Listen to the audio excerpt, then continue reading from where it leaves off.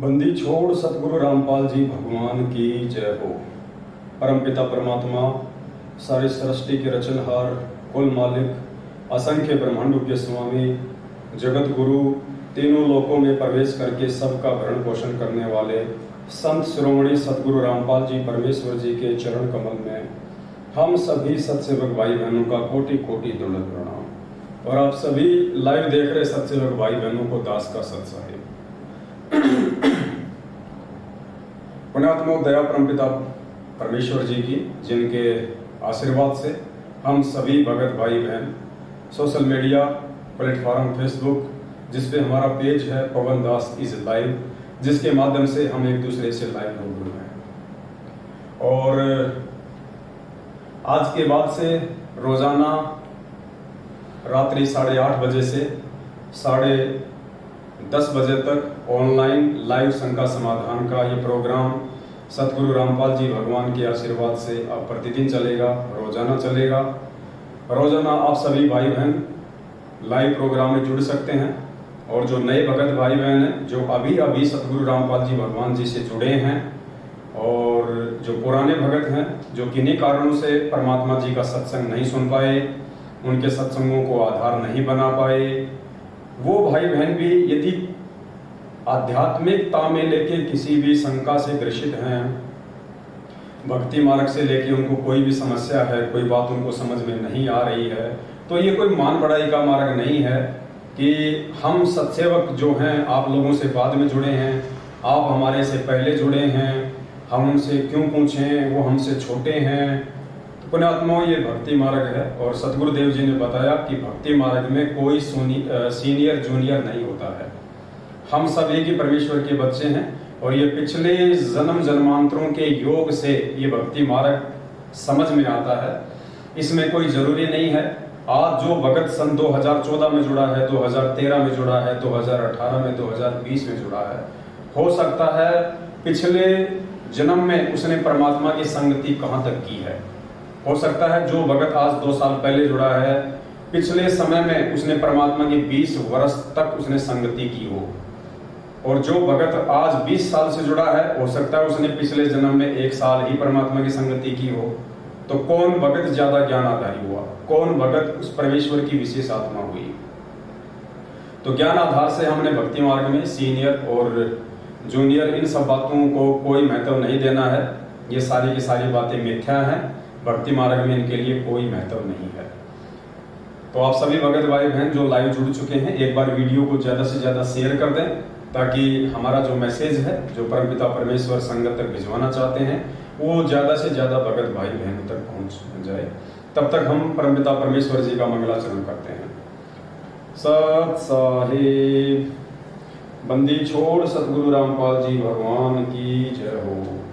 गरीब नमो नमो सतपुरुष को नमस्कार गुरु की नहीं। सुर नर मुनि जन साधुआ संतों सर्वस नहीं। सतगुरु साहिब संत सब दंडोतम प्रणाम। आगे पीछे मध्य हुए तिनको जा। पुरबान नराकार निर्विषम काल जाल भय भंजन।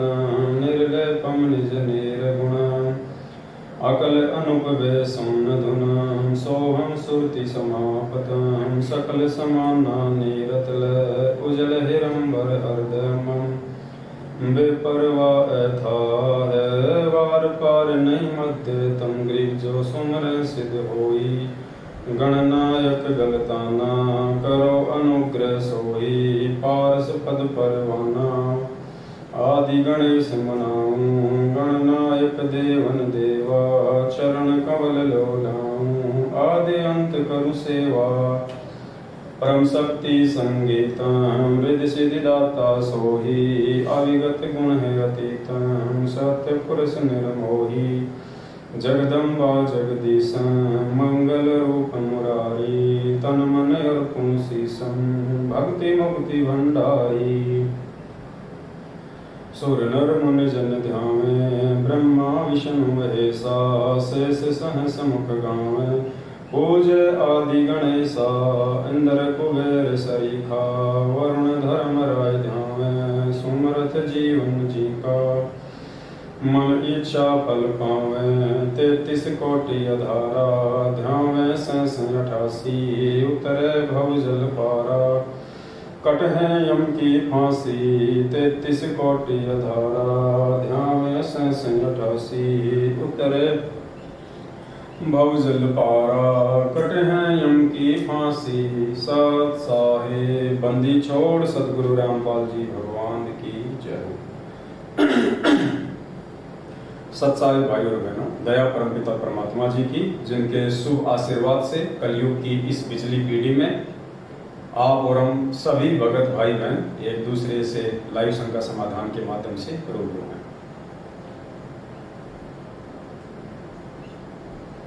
जैसा कि आप सबको पता है, अब प्रतिदिन रोजाना रात्रि 8:30 बजे से 10:30 बजे तक यानी 2 घंटे हम भगत समाज की जो भी शंकाएं हैं आध्यात्मिक क्षेत्र को लेके, भक्ति मार्ग को लेके, जिन शंकाओं के चलते वो भक्ति नहीं कर पा रहे हैं, उनको कोई न कोई समस्या आ रही है, उनको कोई समाधान जाने अनजाने में नहीं मिल पा रहा है, जो भगत भाई बहन नाम दीक्षा लेने के बाद परमात्मा के नियमों को अच्छे से नहीं समझ पाए हैं, या उनको सतलोक आश्रम मैनेजमेंट हरियाणा के फर्जी नामदान केंद्र संचालकों के द्वारा, उनके कोऑर्डिनेटरों के द्वारा उनको अच्छे से नहीं बताए गए, नहीं समझाए गए, सत्संगों को वो भाई बहन थोड़ा अच्छे से नहीं समझ पाए, जो भी रीजन रहा हो, अगर उनको कोई भी समस्या है इस परमात्मा के भक्ति मार्ग में, तो वो भाई बहन निसंकोच जो है रात्रि 8:30 बजे से 10:30 बजे तक आप जी लाइव जुड़िए,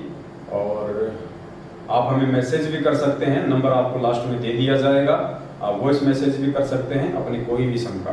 परमात्मा जी के आशीर्वाद से, उनके सत्संगों के आधार से आपकी हर शंका का ज्ञान आधार से अच्छे से समाधान किया जाएगा। आज आप सभी भगत भाई बहन को एक छोटी सी बात बतानी थी, जो कि बहुत ही ज्यादा महत्वपूर्ण है। आप सभी को ध्यान होगा, आज से लगभग 4 या 5 साल पहले दास सात संगति के प्रचार के लिए अपने भगत भाई बहनों को बरवाला कांड की सच्चाई बताने के लिए और सतलोक आश्रम मैनेजमेंट हरियाणा के द्वारा भोले भगत समाज को हिसार जेल में बैठे हुए पूज्य गुरुदेव सतगुरु रामपाल जी भगवान की आड़ में ज्योति पाठ और दान के नाम से जो लूटा जा रहा था, भगत समाज को राजनेताओं की रैलियों में शामिल करवाया जा रहा था, अन्य धरने और प्रदर्शनों में उनको बहका के लेके जाया जा रहा था, इन सब बातों से भगत समाज को जागरूक करने के लिए, उनको अवेयर करने के लिए कि भाई ये जितने भी आदेश जो भक्ति विरुद्ध हैं, जो पूज्य गुरुदेव जी के सत्संगों से मेल नहीं खाते हैं, ये सारे के सारे आदेश सतगुरु रामपाल जी भगवान के नहीं है।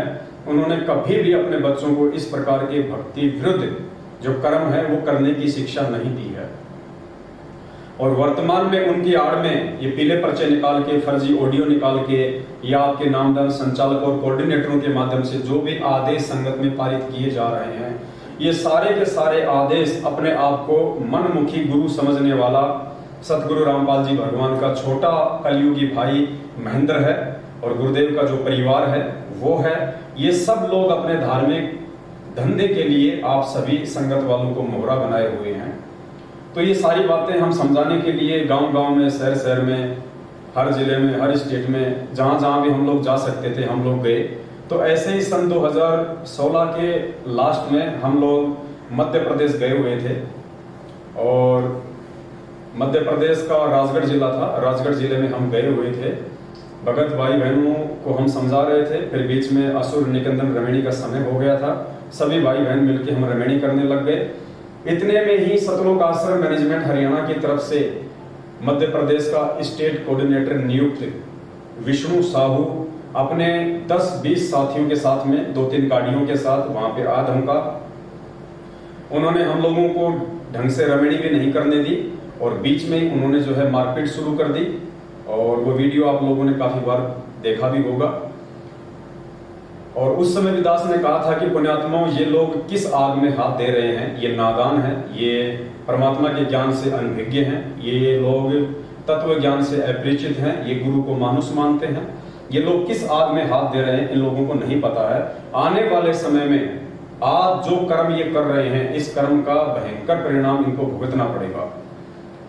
और उसके लगभग 1.5-2 साल बाद में जो लोग वहां आए थे और जिन जिन लोगों ने दास के ऊपर हाथ उठाया था, उनमें से 2 भक्तों की अकाल मृत्यु हो चुकी है। एक भगत को तो एक्सीडेंट हुआ, उसका एक पैर कटा, 6 महीने तक वो हॉस्पिटल में रहा, उसके बाद उसकी मृत्यु हुई। एक भगत और था, उसकी भी इसी प्रकार से अकाल मृत्यु हुई है। दोनों भगत सतनाम प्राप्त थे। उसके बाद और भी बहुत सारी इन्होंने घटनाओं को जन्म दिया जो इनको नहीं करना चाहिए था परमात्मा के ज्ञान आधार से।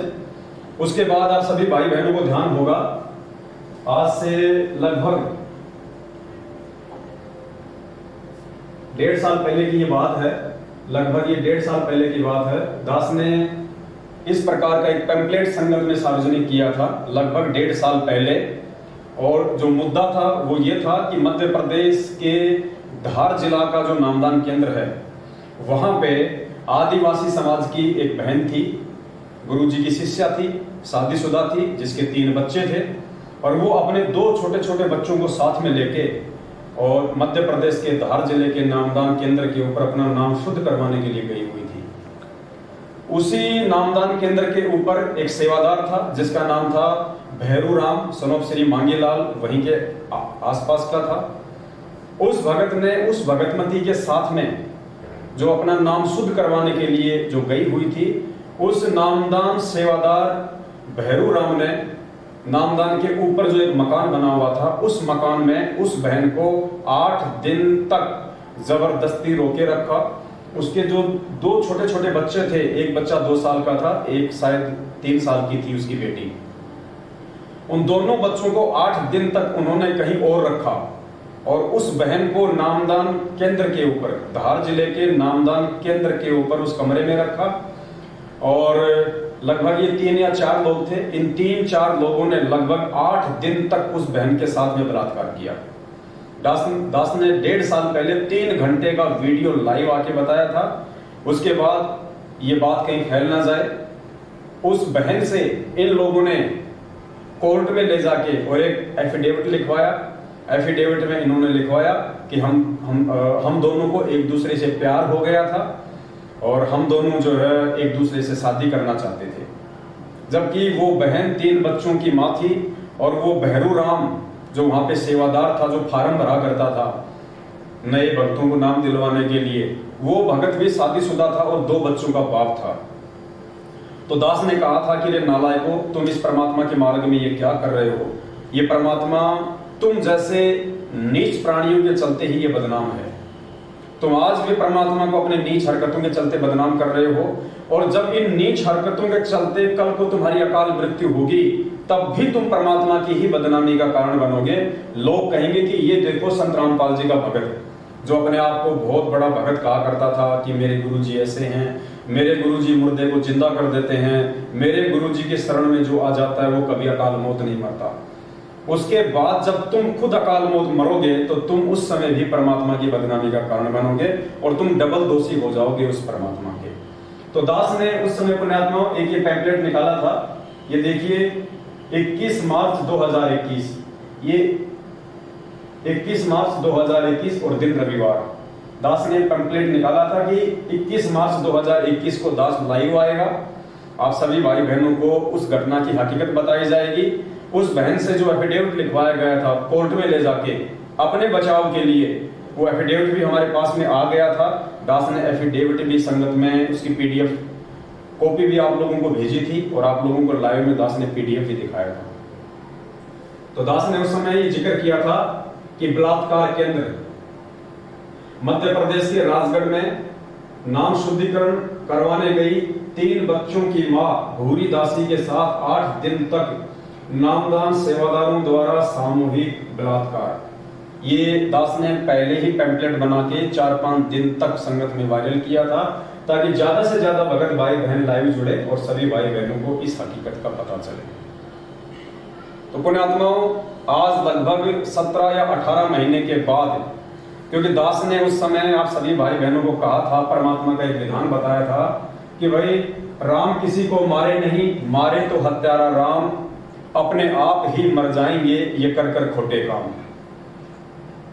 और इनके वो खोटे काम, इनके वो खोटे कर्म आज सतलोक आश्रम मैनेजमेंट हरियाणा के सामने आ रहे हैं। और पुण्यात्माओं, ये न्यूज है, ये कल की न्यूज है, ये देखिएगा, ये न्यूज है, ये कल की।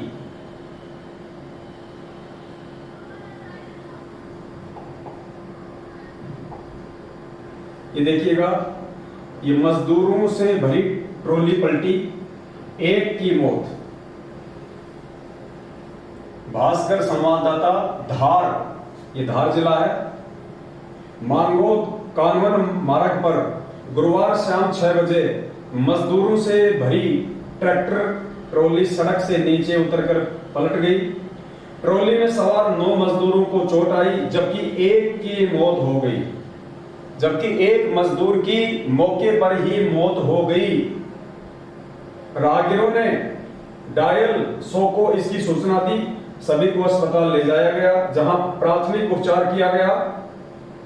बताया जा रहा है सभी घायल दसई के समीप गांव गटोदा के निवासी हैं, जो क्षेत्र में प्याज काटने के लिए गए हुए थे।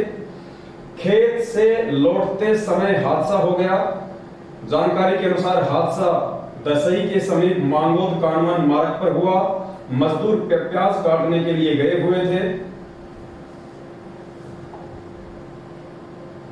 प्याज काटने के लिए गए हुए थे। शाम को ट्रैक्टर ट्रॉली में बैठकर लौटते समय ट्रैक्टर चालक सुखराम कटारा, ये ध्यान से देखना पुण्यात्माओं,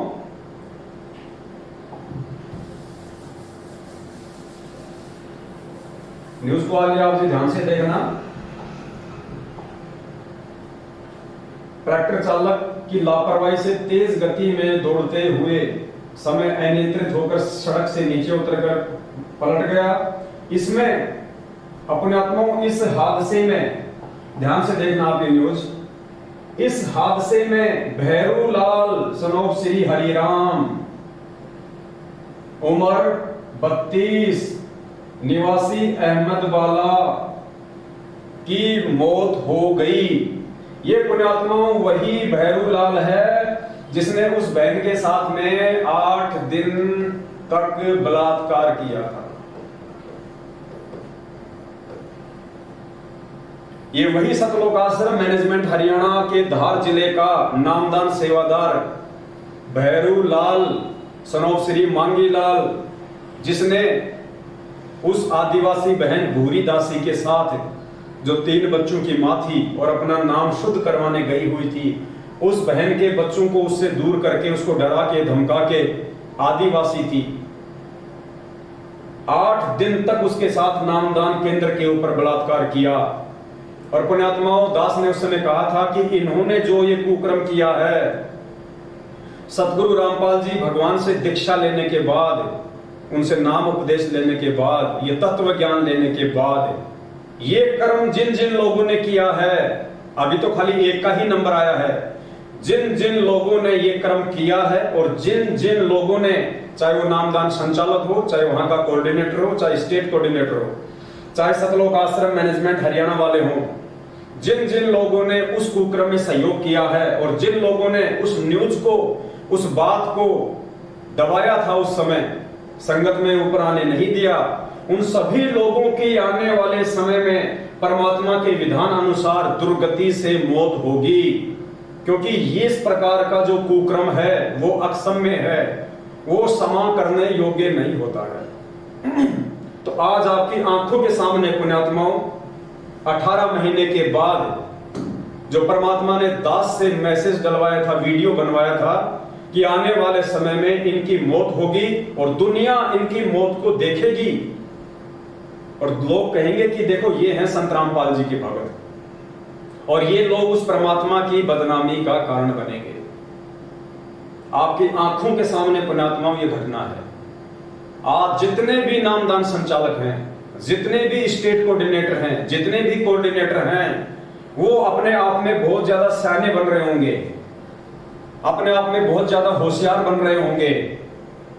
पुण्यात्माओं, इन सभी लोगों की यदि समय रहते इन्होंने अभी भी सतगुरु रामपाल जी भगवान से जो मनमाना आचरण इन्होंने पिछले 7 वर्षों से संगत में किया है, संगत के भाई बहनों से करवाया है, सबकी मर्यादा तोड़वाई है, सबको काल भगवान के जाल में फंसाया है, अपने उन समस्त कुकर्मों की यदि समय रहते ये लोग सतगुरु रामपाल जी भगवान से क्षमा याचना नहीं मांगते हैं और समय रहते साध संगति से जुड़कर यदि सत्सेवक नहीं बनते हैं, तो आने वाले समय में जैसे इस भैरू राम की दर्दनाक अकाल मौत हुई है, ठीक इसी प्रकार इन लोगों को भी ये अंजाम भुगतना पड़ेगा।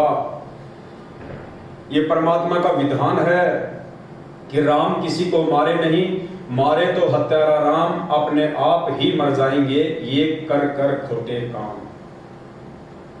और ये देखिए पुण्यात्मा, ये फोटो आई हुई है, ये ट्रैक्टर था और ये ट्रॉली ये पलटी हुई है और इस भैरू राम की, इस भैरूलाल सनोप श्री हरिराम 32 निवासी अहमद बोला की मौत। और आप लोगों से कुछ भी छुपा नहीं है पुण्यात्माओं, ये कोई ज्यादा दिन की बात नहीं है, अभी लगभग 15 से 20 दिन पहले की ये बात है। दास ने एक छोटा सा वीडियो भी बना के संगत में वायरल किया था, आप सभी भाई बहनों को दास ने समझाया भी था।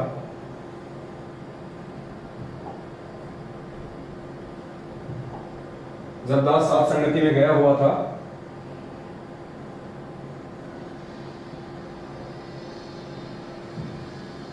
जब दास बंबई के अलीबाग में साथ संगति में गया हुआ था, तो उस समय दास ने छोटा सा वीडियो बना के आप सभी भाई बहनों को समझाया भी था, आप जी को बताया भी था कि जो जैसे कर्म इस भक्ति मार्ग में आने के बाद में करेगा पुण्यात्माओं, उसको वैसे ही परिणाम भोगने पड़ेंगे। भक्ति गेट बंद कर दिया, वैसे ही उनको जो कर्म है वो भोगने पड़ेंगे। ये परमात्मा किसी का सगा नहीं है, ये सतगुरु रामपाल जी भगवान, ये कबीर परमात्मा किसी का भी सगा नहीं है। हम रोज मंगलाचरण पढ़ते हैं, परम शक्ति संगीतम रिद्धि सिद्धि दाता सोही, अविगत गुण अतीतम सत्य पुरुष निर्मोही। ये सतगुरु रामपाल जी भगवान निर्मोही परमात्मा है। राम किसी को मारे नहीं, मारे तो हत्यारा राम अपने आप ही मर जाएंगे कर कर खोटे काम।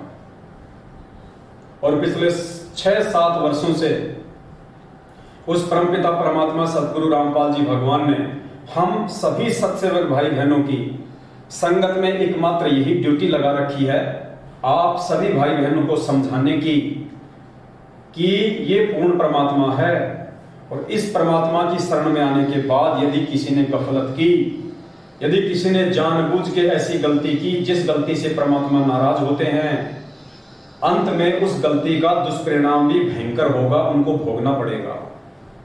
और पुण्यात्माओं, इनके जितने भी कोऑर्डिनेटर हैं अभी तक, इनके जितने भी सेवादार हैं अभी तक, जिनकी भी मौत हुई है, किसी की भी सामान्य मौत नहीं हुई, किसी भी कोऑर्डिनेटर या नामदान संचालक या सेवादार की साधारण मौत नहीं हुई है, सभी की अकाल मौत हुई है।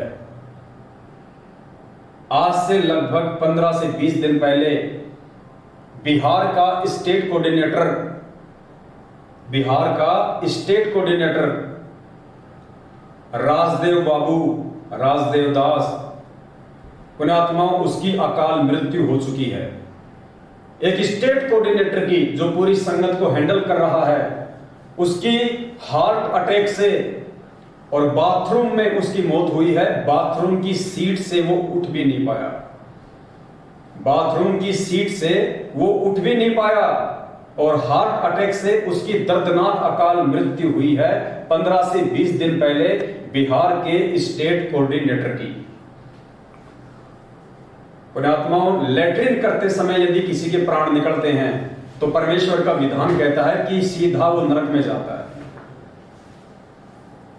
वो नरकगामी है सीधा। जिसकी मल द्वार से जिसके प्राण निकलते हैं, मल द्वार से जिसके प्राण निकलते हैं, वो कहां जाता है? सीधा वो नरक द्वार में जाता है, वो सीधा नरक द्वार में जाता है, जिसके मल द्वार से जिसके प्राण निकलते हैं। तो जो बिहार का स्टेट कोऑर्डिनेटर था राजदेव बाबू, आप सभी भाई बहनों को पता है कि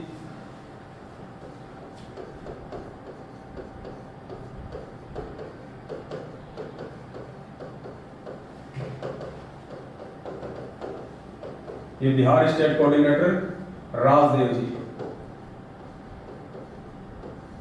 राजदेव दास। बाथरूम में इनकी डेथ हुई है।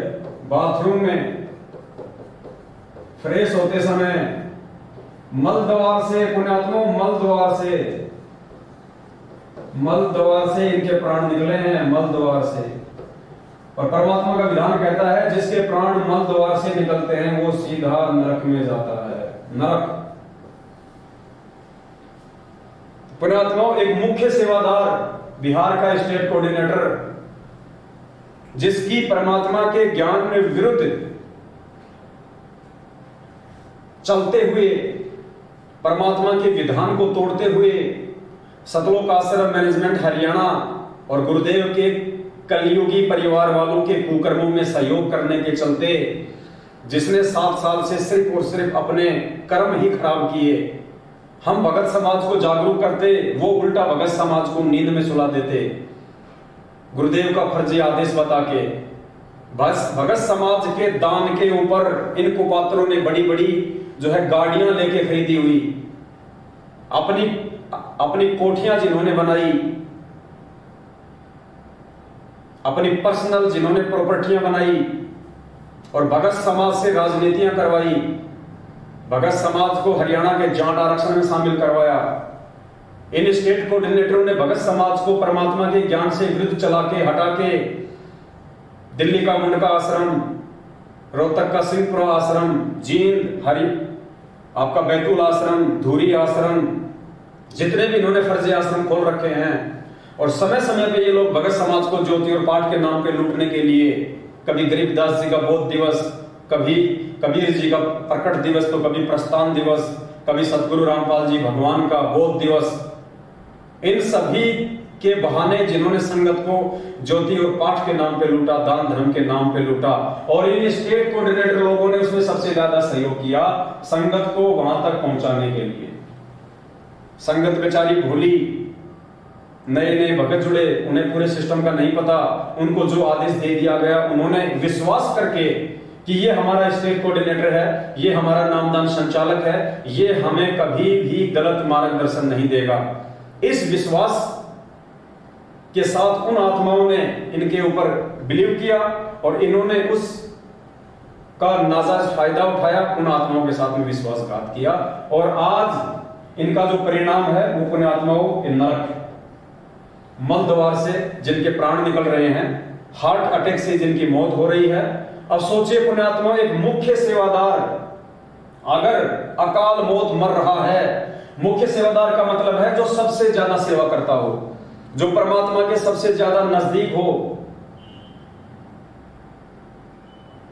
ऐसा व्यक्ति यदि काल भगवान की भेंट चढ़ रहा है, जिसको सार नाम प्राप्त हो, तो सोचिए पुण्यात्माओं, उससे नीचे की जो संगत है, बिहार की जो अन्य संगत है, सोचिए वो कौन से द्वार में जाएगी। जब आपके स्टेट कोऑर्डिनेटर की, जिसको आप परमात्मा से बहुत ज्यादा नजदीक समझते हैं, राजदेव दास, और जब उसकी पुण्यात्माओं इस प्रकार से मौत होती है, तो उस राजदेव दास के पीछे भेड़चाल में चलने वाली संगत जो आंख बंद करके चल रही है, उस संगत का क्या हाल होगा, वो कौन से लोक में जाएगी। अभी भी समय है, लगभग 1.5 से 2 साल पहले जम्मू कश्मीर का स्टेट कोऑर्डिनेटर ताराचंद इसी प्रकार अकाल मृत्यु को प्राप्त हुआ, इसी प्रकार से अकाल मृत्यु को प्राप्त हुआ, हॉस्पिटल में उसकी मृत्यु हुई बीमारी के चलते। अरे अगर उस कबीर परमेश्वर के भक्तों की अगर इस प्रकार भक्ति करते करते भी, और वो भी एक स्टेट कोऑर्डिनेटर, एक सारनामी, अगर उनकी भी इस प्रकार अकाल मृत्यु होगी दुर्गति से, तो पुण्यात्माओं सोचो आम भक्तों का क्या होगा, समाज पे इसका क्या प्रतिकूल प्रभाव पड़ता है। और ये सारा का सारा जो ये बवंडर है, सारा का सारा जो ये लफड़ा है, ये क्यों हो रहा है। ये जितने भी स्टेट कोऑर्डिनेटर हैं, गुरु जी का परिवार है, ये सभी लोग इन कुकर्मों को क्यों अंजाम दे रहे हैं। इसमें खाली अकेला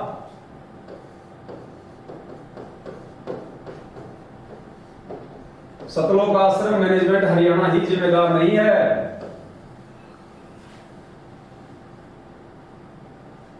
केवल सतलोक आश्रम मैनेजमेंट हरियाणा अकेला ही जिम्मेदार नहीं है। इसमें मैनेजमेंट का साथ जो दे रहे हैं वो है स्टेट कोऑर्डिनेटर। स्टेट कोऑर्डिनेटर यानी सतलोक आश्रम मैनेजमेंट हरियाणा में आता है गुरुजी का भाई, गुरुजी का परिवार, गुरुजी के रिश्तेदार, ये जितने भी लोग हैं इनको सतलोक आश्रम मैनेजमेंट हरियाणा के नाम से जाना जाता है। जो लोग सतलोक आश्रम बरवाला में सारी की सारी मैनेजमेंट को संभाल रहे थे, इनको सतलोक आश्रम मैनेजमेंट हरियाणा कहा जाता है। उसके बाद में इस सतलोक आश्रम मैनेजमेंट हरियाणा के कुक्रम में सबसे ज्यादा जो सहयोगी हैं वो है स्टेट कोऑर्डिनेटर। स्टेट कोऑर्डिनेटर के बाद में नंबर आता है जिला कोऑर्डिनेटर। जिला कोऑर्डिनेटर क्योंकि जो भी सूचना आती है सबसे पहले सतलोक आश्रम मैनेजमेंट हरियाणा ही पारित करता है। उस सूचना को सतलोक आश्रम मैनेजमेंट हरियाणा स्टेट कोऑर्डिनेटर के पास भेजता है। स्टेट कोऑर्डिनेटर उस सूचना को जिला कोऑर्डिनेटर के पास में भेजता है और ये जिला कोऑर्डिनेटर फिर जिन्होंने व्हाट्सएप के ग्रुप बना रखे हैं, व्हाट्सएप के ग्रुप बना रखे हैं, व्हाट्सएप के ग्रुपों के माध्यम से ये लोग फिर आम संगत तक इन सब बातों को पहुंचाते हैं। तो पुण्यात्माओं, मुख्य तौर पे जो परमात्मा के दोषी हैं पिछले 7.5 वर्षों से, जिन्होंने सारे उल्टे कुक्रम भगत समाज से करवाए हैं, जो मुख्य दोषी हैं वो है सतलोक आश्रम मैनेजमेंट हरियाणा, गुरुदेव का भाई, गुरुदेव का परिवार, गुरुदेव के रिश्तेदार, जिनमें गुरुदेव के बेटा बेटी भाई बंधु रिश्तेदार जमाई सब आ जाते हैं। उसके बाद में उनके कुक्रम में जो सहयोगी हैं, जो दोषी हैं वो है स्टेट कोऑर्डिनेटर, उसके बाद में जिला कोऑर्डिनेटर, उसके बाद में व्हाट्सएप के जो ग्रुप हैंडल कर रहे हैं, जो लोग, जिन लोगों को व्हाट्सएप के ग्रुपों का जिले वाइज, तहसील वाइज, स्टेट वाइज जिनको एडमिन बना रखा है, वो लोग परमात्मा के दोषी हैं। मुख्य तौर पे केवल यही लोग दोषी हैं, मुख्य तौर पे यही लोग दोषी हैं। सतलोक आश्रम मैनेजमेंट हरियाणा, स्टेट कोऑर्डिनेटर, जिला कोऑर्डिनेटर और व्हाट्सएप के जो ग्रुप बना रखे हैं। उसके बाद में संगत का नंबर आता है पुण्यात्माओं। उसके बाद में संगत दोषी है, क्योंकि संगत उस परमेश्वर के ज्ञान को आधार ना बना के और देखा देखी में कोई भी आदेश उनको दे दिया जाता है, उस आदेश को वो परमात्मा के ज्ञान से मेल नहीं खाते, उस आदेश को परमात्मा के विचारों से, परमात्मा के सत्संग से मैच नहीं करते और आंख बंद करके संगत जो उन आदेशों को फॉलो करती है, इस कारण से संगत भी परमात्मा की दोषी है। अगर ये संगत ज्ञान आधार को बना ले, ज्ञान आधार को अपना ले, तो पुण्यात्मा सभी लोगों का ये धंधा बंद हो जाएगा। इन सब का ये धंधा बंद हो जाएगा। ना किसी के कोई कर्म फूटेंगे, ना कोई परमात्मा का दोषी होगा। तो मेन जो रोल है यहाँ पे, सबसे अहम जो रोल है वो संगत का है। अगर संगत सतलोक आश्रम मैनेजमेंट हरियाणा के कुक्रम में सहयोग करना बंद कर दे, तो पुण्यात्माओं ये लोग कितने दिन तक अपनी मनमानियां करेंगे, कितने दिन तक इस परमेश्वर के मार्ग में ये गंदगी फैलाएंगे। तो यहाँ पे संगत का अहम रोल है, सबसे ज्यादा अहम रोल है संगत का। तो संगत को अब समझना चाहिए। 7.5 साल हो चुकी है आप लोगों के सामने, जितने भी इन्होंने कुक्रम किए वो सारे कुक्रम आप लोगों की आंखों के सामने हैं। जब आपके स्टेट कोऑर्डिनेटर की अकाल मौत हो रही है, आपके जिला कोऑर्डिनेटरों की अकाल मौत हो रही है, आपके नामदान संचालकों की अकाल मौत हो रही है, तो पुण्यात्मा विचार करो आप लोगों के साथ में क्या होगा जब आपकी भी बैटरी डिश होगी। और संगत तो आए दिन मर ही रही है, संगत तो आए दिन मर ही रही है। तो पुण्यात्माओं उस परमेश्वर की बदनामी का कारण ना बने और आप सभी भगत भाई बहन इस परमेश्वर जी के ज्ञान को आधार बनाएं और ज्ञान को आधार बना के जितना जल्दी हो सभी भाई बहन साध संगत से जुड़ जाएं, साध संगत से जुड़ जाएं सभी भाई बहन। पुण्यात्माओं, साध संगत से ही आप लोग इस परमात्मा के ज्ञान पे आप जी टिक पाओगे और आप सतगुरुदेव जी को पहचान पाओगे। वरना जब तक हम अपने गुरु को मानुष मानेंगे, जब तक हम गुरु को मानुष समझेंगे पुण्यात्माओं, तब तक हमारे ना तो यहाँ पे कोई हमारे वो कर्म सुधरेंगे, ना हमको यहाँ पे कोई सुख मिलने वाला है, और ना ही यहाँ से शरीर छोड़ने के बाद में हमारी कोई गति होनी है। क्योंकि 350 साल पहले गरीबदास जी महाराज जी ने स्पष्ट कह दिया कि गुरु मानुष कर जानते वो नर कहिए अंध और दुखी संसार में आ गए उनके फंदे। तो आप लोगों को गुरु जी को मानुष ही मनवाया जा रहा है। 2020 में आप लोगों से गुरुदेव का जन्मदिन मनवाया गया, पीला पर्चा निकाला गया, सरेआम जन्म दिवस मनाया गया संत रामपाल जी भगवान का। अरे भगवान का जन्मदिन मनाओगे तो पुण्यात्माओं पार कैसे हो जाओगे? ना सतगुरु जननी जने जाके माना बाप, पिंड ब्रह्मण से रहित है ना वाते होता। पुण्यात्माओं, ये परमात्मा है, ये परमेश्वर है, और हम सत्सेवकों के माध्यम से बार बार ये परमात्मा आप जीवों तक संदेश भिजवा रहे हैं। आप जीवों को हर रोज एक नया संदेश परमात्मा भिजवा रहा है, क्योंकि उस परमेश्वर को आगामी समय दिखाई दे रहा है कि आगामी समय में क्या होगा, काल किस प्रकार से संगत में तांडव मचाएगा, देश और दुनिया में तांडव मचाएगा। अगर इस परमात्मा ने ही अगर बचाना हो संगत को, अगर ऐसी ही, तो पुण्यात्माओं आए दिन संगत में आपके जो स्टेट कोऑर्डिनेटर लोग मर रहे हैं, आपके जिला कोऑर्डिनेटर मर रहे हैं, संगत वाले भाई बहन जो सार नाम तक प्राप्त हैं, जिनकी अकाल मृत्यु हो रही है, परमात्मा उन सबको क्यों नहीं बचा रहा? गुरुदेव उन सभी को क्यों नहीं बचा रहे? अगर ऐसे ही परमात्मा ने यदि बचाना होता तो। इसलिए पुण्यात्माओं, परमात्मा हमें समय दे रहे हैं, वरना 7.5 साल हो गई परमात्मा को जेल में बैठे हुए। उनको बैठने की आवश्यकता नहीं थी, उनको कोई बांध नहीं सकता, कोई रोक नहीं सकता। ये अबंध परमात्मा है। ये परमात्मा सिर्फ और सिर्फ इंतजार कर रहा है इस बात का कि उस विनाशकारी समय से पहले जितना जल्दी हो सके मेरे बच्चे ज्ञान को आधार बना ले, नीर खीर का निवेरा कर ले, लाल और लालड़ी की पहचान कर ले, और समय रहते मेरे सभी बच्चे साध संगति से जुड़ जाएं, ज्ञान को आधार बना लें। परमात्मा ने हमारे को शिक्षा क्यों दी है? शिक्षा सिर्फ हमारे को इसलिए दी है कि हम इस भक्ति मार्ग में किसी के बहकावे में आने से बचें और हम परमेश्वर की भक्ति निसंशय रूप से कर सके। भाई और बहनों, ये मौके बार बार नहीं मिलेंगे। एक बार यदि ये बात आप लोगों के हाथ से निकल गई, वो कहते हैं ना कि तीर कमान से और बात जुबान से एक बार निकल जाती है, वापस नहीं आती। ये मौका जो परमात्मा दे रहे हैं बार बार 7 साल हो गई परमात्मा को, एक गोल्डन चांस है। ये मौका दोबारा नहीं मिलेगा, सिवाय हाथ धर के सिर पे रोने के कुछ भी शेष नहीं रहेगा। हम सत्सेवकों का कोई स्वार्थ नहीं है आप लोगों से, हम आपको बता रहे हैं, समझा रहे हैं, हमारा कोई स्वार्थ नहीं है इसमें, कोई स्वार्थ नहीं हमारा किसी भी प्रकार का।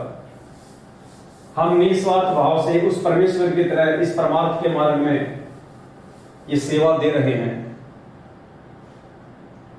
पुण्यात्माओं, आपने कुपात्र सतलोक आश्रम मैनेजमेंट हरियाणा को, ये कुपात्र सतलोक आश्रम मैनेजमेंट हरियाणा को आपने ज्योति पाठ और दान का दिन रात अंधे होके आप लोगों ने पैसा दिया, दिन रात। इस कुपात्र सतलोक आश्रम मैनेजमेंट हरियाणा ने आपका पैसा कहां लगाया?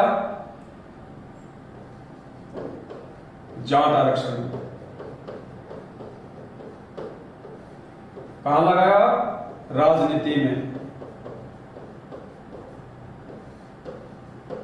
कहां लगाया? गाड़ी घोड़े खरीदने में, गाड़ी खरीदने में। कहां लगाया? फर्जी आश्रम बना डाले, इन पत्थरों में पैसा बर्बाद कर दिया। कहां लगाया? आनंदपाल सिंह की सीबीआई जांच में, आनंदपाल सिंह की सीबीआई जांच में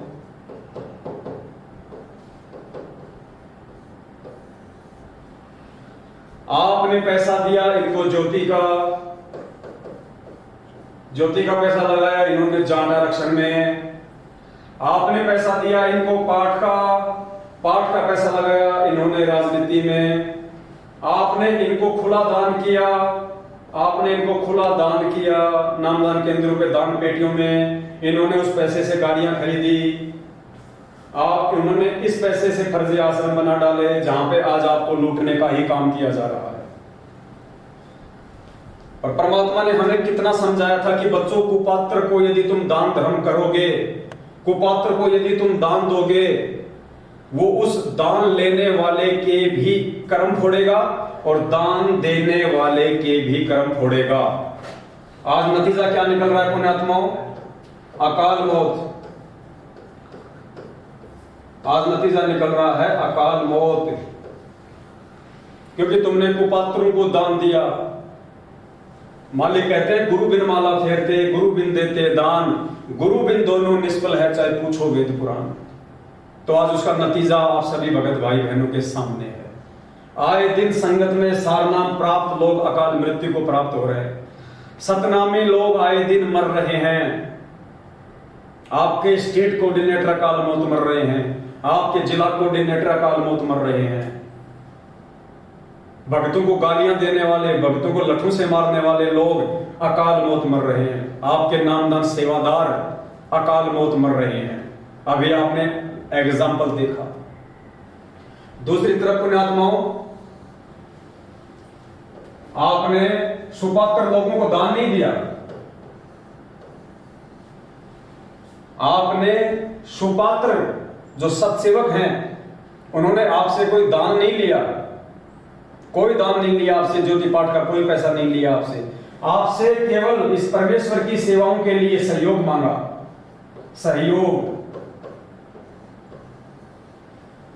ताकि भगत समाज को जगाने की दिशा में जो प्रयास वो परमात्मा अपने सत्सेवक बच्चों के माध्यम से दिन रात करवा रहा है, उसमें यदि आपका सहयोग होगा तो आपको भी उसी रेशियो में परमात्मा लाभ देगा। जैसे आपने कुपात्रों को ज्योति पाठ और दान का पैसा दिया, उनको सहयोग किया, उसी रेशियो में इन्होंने जो जो कुकर्म किए, जिन जिन कुपात्रों को इन्होंने आपका पैसा दिया, हरियाणा के जाट आरक्षण में, राजनीति में, गाड़ियां खरीदने में, फर्जी आश्रम बनाने में, आज आप सभी के सामने अकाल मौत।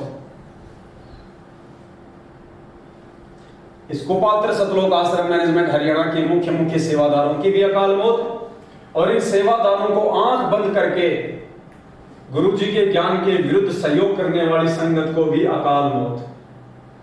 इधर आपने सहयोग किया सुपात्र लोगों को, सत्सेवकों को आपने सहयोग किया, आपके सहयोग से एक गाड़ी आई, आपके सहयोग से टाटा सफारी 21 लाख रुपए की ये गाड़ी आई। ये गाड़ियां साध संगतियों में जा रही है, अपने भाई बहनों को बैठा के लेके जा रही है। उधर से कोई भाई बहन आता है, उसको बैठा के लेके आती है। समय पे हम साध संगतियों में पहुंचते हैं, परमात्मा की महिमा होती है, परमात्मा जी को भोग लगाया जाता है। आप लोगों से कोई गलतियां ना हो इसलिए पूरी रात बैठ के भाई बहनों को समझाया जाता है।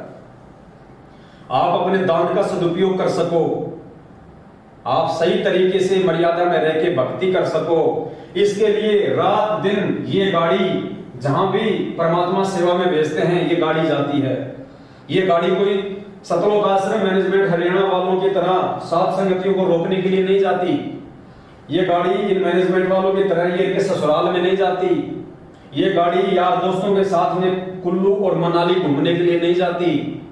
ये गाड़ियां फालतू में डीजल और पेट्रोल को बर्बाद नहीं करती। यहां सारे उल्टे क्रम, और यहां जो आप लोगों ने सुपात्र को सहयोग किया, सुपात्र को सहयोग करने के बाद में आपका पैसा जहां जहां यूज हुआ, आज आप देख रहे हैं एक डिजिटल बोर्ड है, ये 75 इंच का है डिजिटल बोर्ड, ये लगभग 1,94,000 रुपए का आया है। दास की औकात नहीं थी, आप सभी भाई बहनों से परमात्मा ने सहयोग करवाया, तो ये सेवा में काम आ रहा है। आप भाई बहनों को समझाने के लिए, विस्तार से बताने के लिए। तो ये आप सभी भाई बहनों की उसी रेशियो में सेवा लग गई। जैसे कुपात्र मैनेजमेंट को सहयोग किया, जिसने जितना सहयोग किया, जिसने लाख रुपए का सहयोग किया, जिसने 2000 का सहयोग किया, उसी रेशियो में इन्होंने जो भी भक्ति विरुद्ध कुकर्म किए, जिसने 2000 किया था उसको 2% उसका परिणाम मिलेगा, और जिसने 1 लाख रुपया इनको सहयोग किया था उसको 10% इसमें उनके वो कर्म बिगड़ेंगे। ठीक इसी प्रकार यहां आपने सुपात्रों को अगर 2000 रुपया सहयोग किया है तो आपका 2% यहां पे सहयोग माना जाएगा। अगर आपने 1 लाख रुपया का सहयोग किया है तो आपका 10%। उसी रेशियो में परमात्मा आपको बरकत देगा, आपको लाभ देगा। क्यों? क्योंकि आपने सुपात्र लोगों को सहयोग किया है, और सुपात्र लोगों को सहयोग करने के चलते आपकी सेवा का आपकी आंखों के सामने सदुपयोग हो रहा है। ये एलसीडी कोई फिल्म देखने के लिए नहीं लाई गई। ये एलसीडी आप सभी भाई बहनों को परमात्मा का विधान समझाने के लिए, परमात्मा का ये तत्व ज्ञान समझाने के लिए, इस भक्ति मार्ग में हमें काल कहां कहां ठगेगा, कहां कहां हमारे को लूटेगा, उन समस्त बातों की आप सभी भाई बहनों तक जानकारी पहुंचे। आप सभी भाई बहन अपनी मर्यादा बचाएं। आज आपकी सेवा आप ही के काम आ रही है। जिस कैमरे से ये शूट किया जा रहा है वो कैमरा लगभग 1,30,000 रुपए का आया है। जिस मोबाइल से लाइव चल रहा है वो मोबाइल लगभग 1,17,000 रुपए का आया है, ताकि आप लोगों तक साफ सुथरी फोटोएं पहुंचे, साफ सुथरी वीडियो पहुंचे, बीच में कोई डिस्कनेक्ट ना हो। आपकी सेवा आप ही के काम आ रही है। तो यहां आपको, आपने जो सुपात्र को सहयोग किया, जो मदद की, और आपकी मदद लाखों भगत भाई बहनों को भक्ति मार्ग पे जोड़ रही है। लाखों भाई बहनों को भक्ति मार्ग पे उनकी जो मर्यादा जो टूटी हुई थी उन मर्यादाओं को वापस ठीक करवा रही है।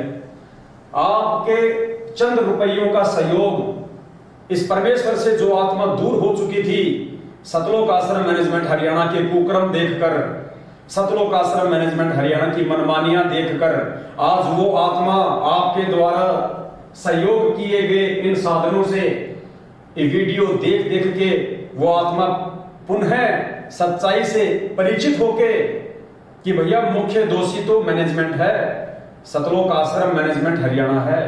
हमारे गुरुदेव का बरवाला कांड में किसी प्रकार का कोई दोष या कोई सहयोग नहीं है। मुख्य दोषी ये मैनेजमेंट है, गुरुजी का परिवार है। इन लोगों की उल्टी हरकतों के चलते हमारे गुरुजी आज देश और दुनिया में बदनाम है। गुरुजी हिसार जेल में बैठे हुए हैं। तो आज लोगों को ये वीडियो देख देख के ये नीर खीर का निवेरा संगत कर रही है, लाल और लालनी की पहचान संगत कर रही है। तो पुण्यात्माओं, इसका जो श्रेय है उसी अनुपात में जिन जिन भगत भाई बहनों ने सुपात्रों को सहयोग किया है, और आपके सहयोग से जितने भी साधन आए हैं, जिन साधनों से भगत समाज जाग रहा है, परमात्मा उसी रेशियो में आपको बरकत देगा। आपके आने वाले संकट को परमात्मा टालेगा। यहां इतना दान धर्म देते देते भी, कुपात्र सतलोक आश्रम मैनेजमेंट हरियाणा को इतना दान धर्म करते करते भी लोगों को क्या मिल रही है? अकाल मौत। और यहां पुण्यात्मा, आपने जो थोड़ा सा जो सहयोग किया है उसके बदले आप देखना, परमात्मा आपके आने वाले समय में जो कांटे होंगे परमात्मा उनको हरेगा, आपके ऊपर आपत्ति नहीं आने देगा। क्योंकि आपने परमेश्वर के ज्ञान को आधार बना के, आपने उस परमेश्वर की मर्यादाओं को मद्देनजर रखते हुए आपने अपने ही सत्सेवक भाई बहन, आपने सुपात्र को सहयोग किया है, जो आपके दान धर्म का दुरुपयोग नहीं कर सकते। पुण्यात्मा, इसलिए परमात्मा आके हमें इतना ज्ञान देता है। इसलिए परमात्मा ने पिछले 27 वर्षों से हमारे को ये अनमोल तत्व ज्ञान दिया है। परमात्मा ने दिन रात एक की है। हम नालायकों तक ये अपना आध्यात्मिक ज्ञान पहुंचाने के लिए उस परमात्मा को 2-2 बार जेल जाना पड़ा है। परमात्मा ने देश और दुनिया वालों की गालियां खाई है। गांव गांव जाके परमात्मा ने लोगों के ताने सहे हैं, तब कहीं जाके ये ज्ञान उस परमेश्वर का आप और हम सभी आत्माओं तक ही पहुंचा है। और आज इस मैनेजमेंट के द्वारा, गुरुदेव के कलयुगी परिवार के द्वारा उस ज्ञान की धज्जियां उड़ाई जा रही है। और ये परिणाम आप सभी भाई बहनों के सामने है। एक छोटी सी जानकारी थी जो आप सभी भगत भाई बहनों को देनी जरूरी थी परमात्मा जी के आशीर्वाद से। और उसके बाद आज दिन में एक भगत भाई बहन की शंका आई थी, बहुत सारे भगत भाई बहनों के फोन भी आए और उनके व्हाट्सएप पे उनके मैसेज भी आए। तो समय हमारे पास में आज है नहीं ज़्यादा, तो एक जो शंका है जो ज़्यादातर भगत भाई बहनों की शंका थी, और उन सभी भाई बहनों ने जो शंका जो अपनी जाहिर की है, उन सब ने कहा कि भगत जी 2014 बरवाला कांड के बाद 2014 बरवाला कांड के बाद जिन भगत भाई बहनों ने अपनी मर्यादाएं तोड़ दी थी, जो भगत भाई बहन इस परमेश्वर के ज्ञान से दूर हो गए थे, 2014 बरवाला कांड।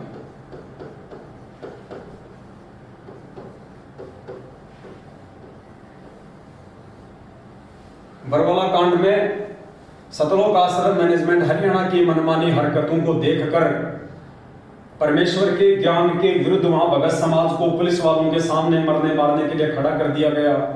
भगत समाज को काले कपड़े पहना दिए गए, गुंडे मवालियों की तरह।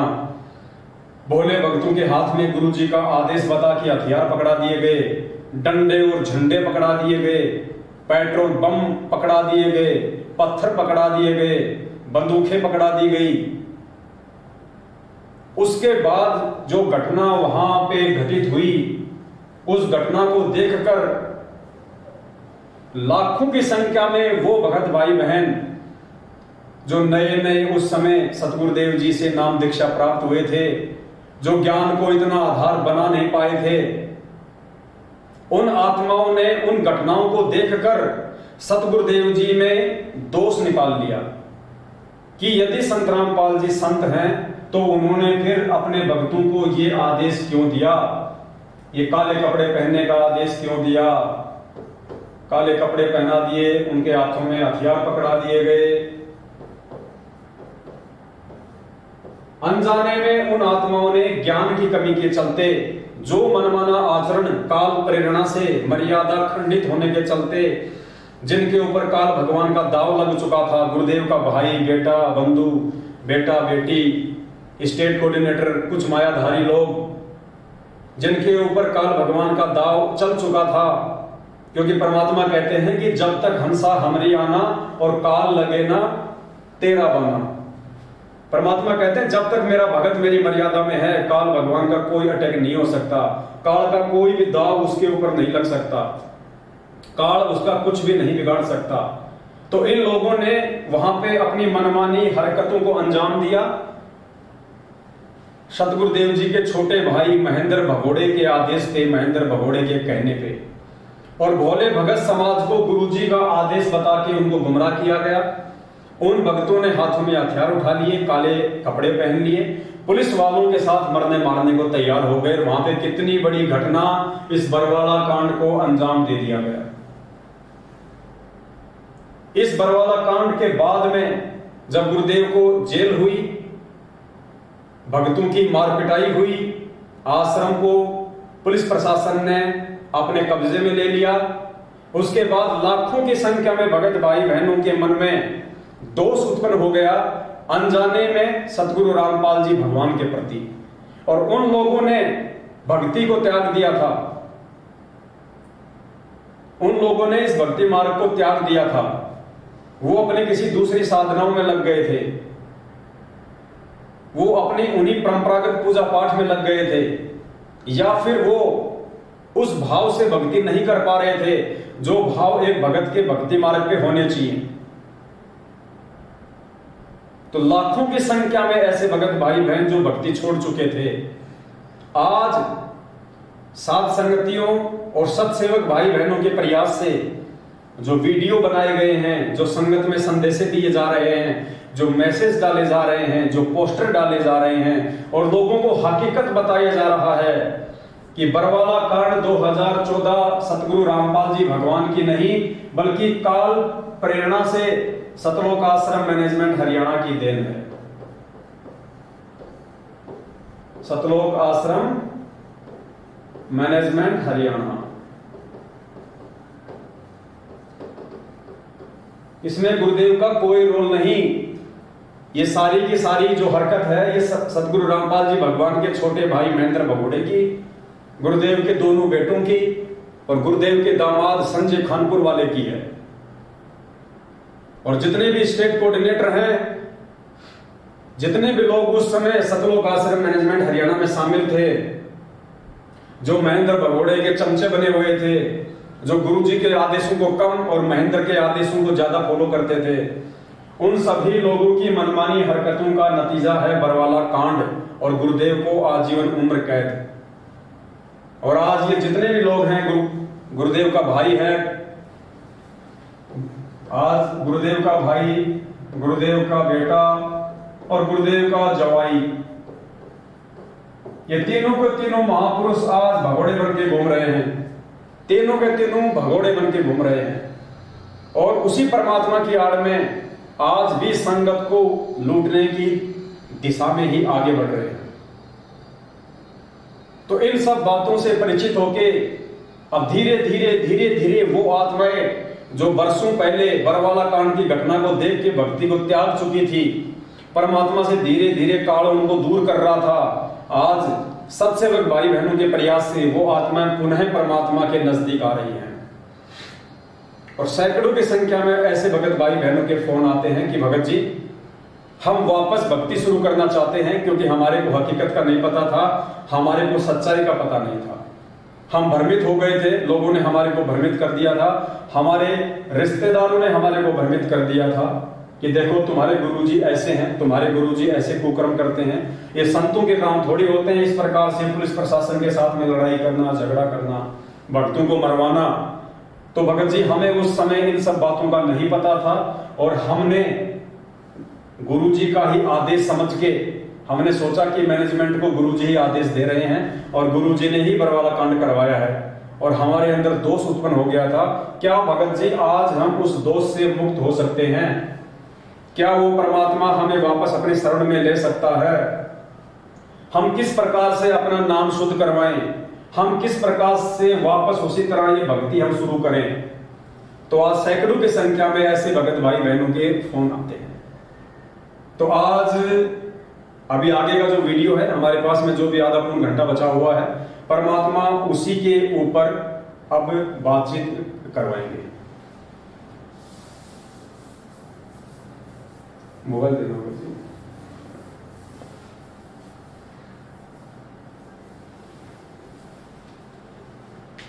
तो आज का लाइव शंका समाधान का हमारा जो टॉपिक है, जो विषय है, वो ये है कि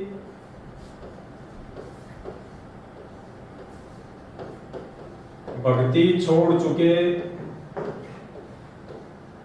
भाई बहन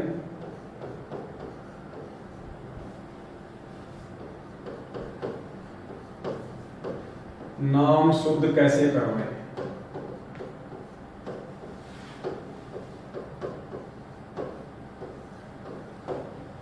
भक्ति छोड़ चुके भाई बहन नाम शुद्ध कैसे करवाएं? ये आज का हमारा शंका समाधान का टॉपिक है। आपने बहुत ही ध्यान से सुनना है और परमात्मा उन सभी आत्माओं पर रजा करेंगे, उनको समझ में आ जाएगा कि हम वापस सतगुरु रामपाल जी भगवान के भक्ति मार्ग से हम कैसे जुड़ सकते हैं। देखो पुण्यात्माओं, सबसे पहली बात, इस परमेश्वर का जो नाम है वो अखंड है। अखंड परमात्मा का नाम किसी भी देश काल और परिस्थिति में खंड नहीं होता है। परमात्मा कहते हैं हम हैं सबद सबद हम माही और हमसे भिन्न और कछु नाही। परमात्मा का स्वयं का जो रूप है वो शब्द है और जो परमेश्वर हमें जो मंत्र देते हैं वो भी एक शब्द है। तो शब्द का किसी भी देश काल और परिस्थिति में खंडन नहीं होता है। तो जो नाम आपको सतलोक आश्रम बरवाला में मिला हुआ था, सतगुरु रामपाल जी भगवान के रहते समय, चाहे प्रथम नाम हो चाहे सतनाम हो, वो नाम अखंड है। यानी नाम कभी भी खंड नहीं होता है। इस बात को अपने दिलो दिमाग से हम निकाल दें। साहिब का नाम अखंड है और सकल सब खंड। यहां सब कुछ खंडित है सिवाय इस परमेश्वर के नाम के। जो चीज खंडित होती है वो है मर्यादा। मर्यादा खंडित होती है, यानी नाम दीक्षा देते समय गुरुदेव हमें जो नियम बताते हैं, प्रथम नाम के समय हमें जो परमात्मा जो 11 नियम जो बताते हैं, और सतनाम के समय परमात्मा हमें जो 34 या 35 नियम बताते हैं, वो नियम टूट जाने से परमात्मा का नाम जो है वो काम करना बंद कर देता है। यानी नाम से मिलने वाले लाभ आपको फिर नहीं मिलेंगे। हमारा जो कनेक्शन है वो कट जाता है।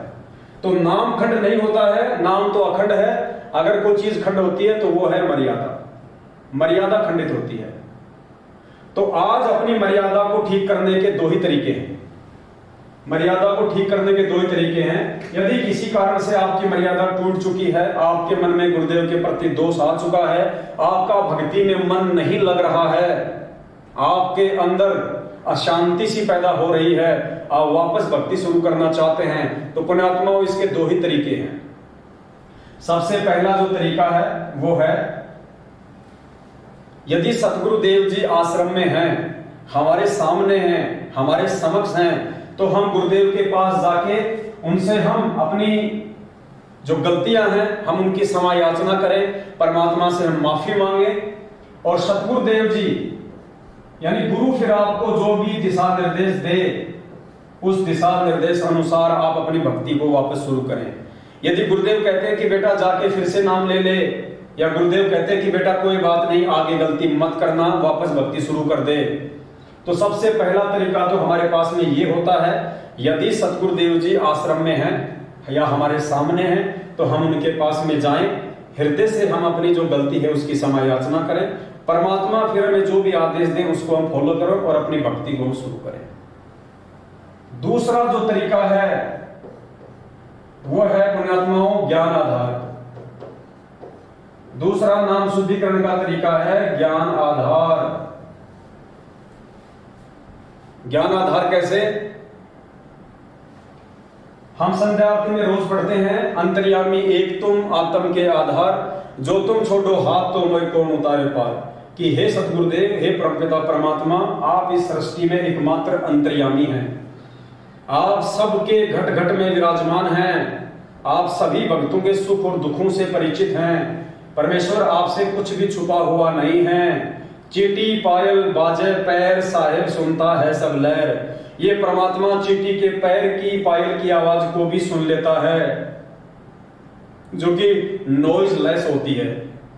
चीटी के पैर के पायल की आवाज नहीं आ सकती, इम्पॉसिबल बताई परमात्मा ने, क्योंकि पहली बात तो चीटी का पैर क्या होगा, फिर चीटी के पैर की पायल अगर बनाई जाए तो वो कितनी छोटी होगी, और फिर उसकी आवाज इम्पॉसिबल।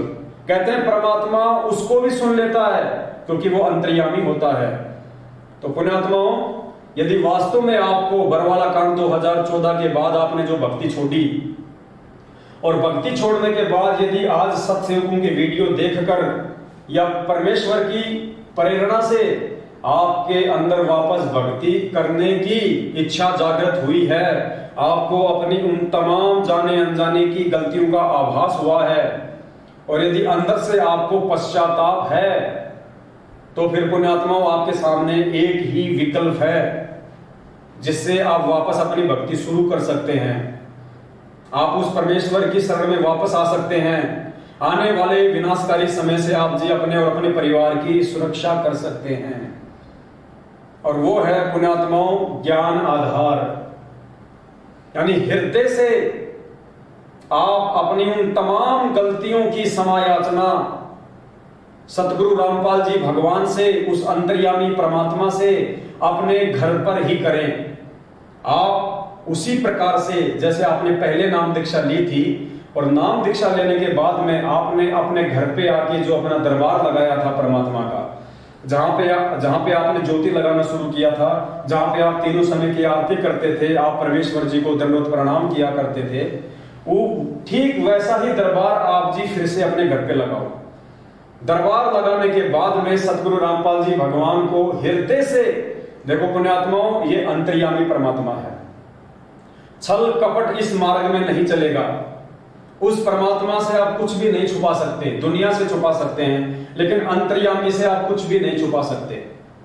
अगर आप निष्कपट हैं, आपके मन में कोई छल नहीं है और वास्तव में आप भक्ति करना चाहते हैं और आपको अपनी गलती का आभास है और हृदय से आप क्षमा याचना यदि मांगेंगे, तो पुण्यात्माओं, आप अपने घर पे दरबार के सामने गुरुदेव को ज्योति जला के परमात्मा को दंड प्रणाम करें और हृदय से अपनी तमाम जाने अनजाने की गलतियों की माफी मांगे। और उसके बाद निसंशय होके आप ये भूल जाना कि आपने कोई गलती की थी। आप ये भूल जाना कि आज से पहले आपने कोई नाम दीक्षा ली थी। आप ये सोच के कि आज उस परमात्मा ने मुझे भक्ति मार्ग पर फिर से नया जीवन दिया है, आज मेरा भक्ति मार्ग पे फिर से नया जन्म हुआ है और आज ही परमात्मा ने मेरे को ये मंत्र दिए हैं, आज ही मुझे नाम मिला है। अगर यदि आपको सतनाम प्राप्त है तो आप उसी प्रकार से आप अपने सतनाम का मर्यादा में रहकर जाप करें। अगर आपको प्रथम नाम मिला हुआ है तो आप मर्यादा में रहकर उसी प्रकार उस प्रथम नाम का आप जाप करें।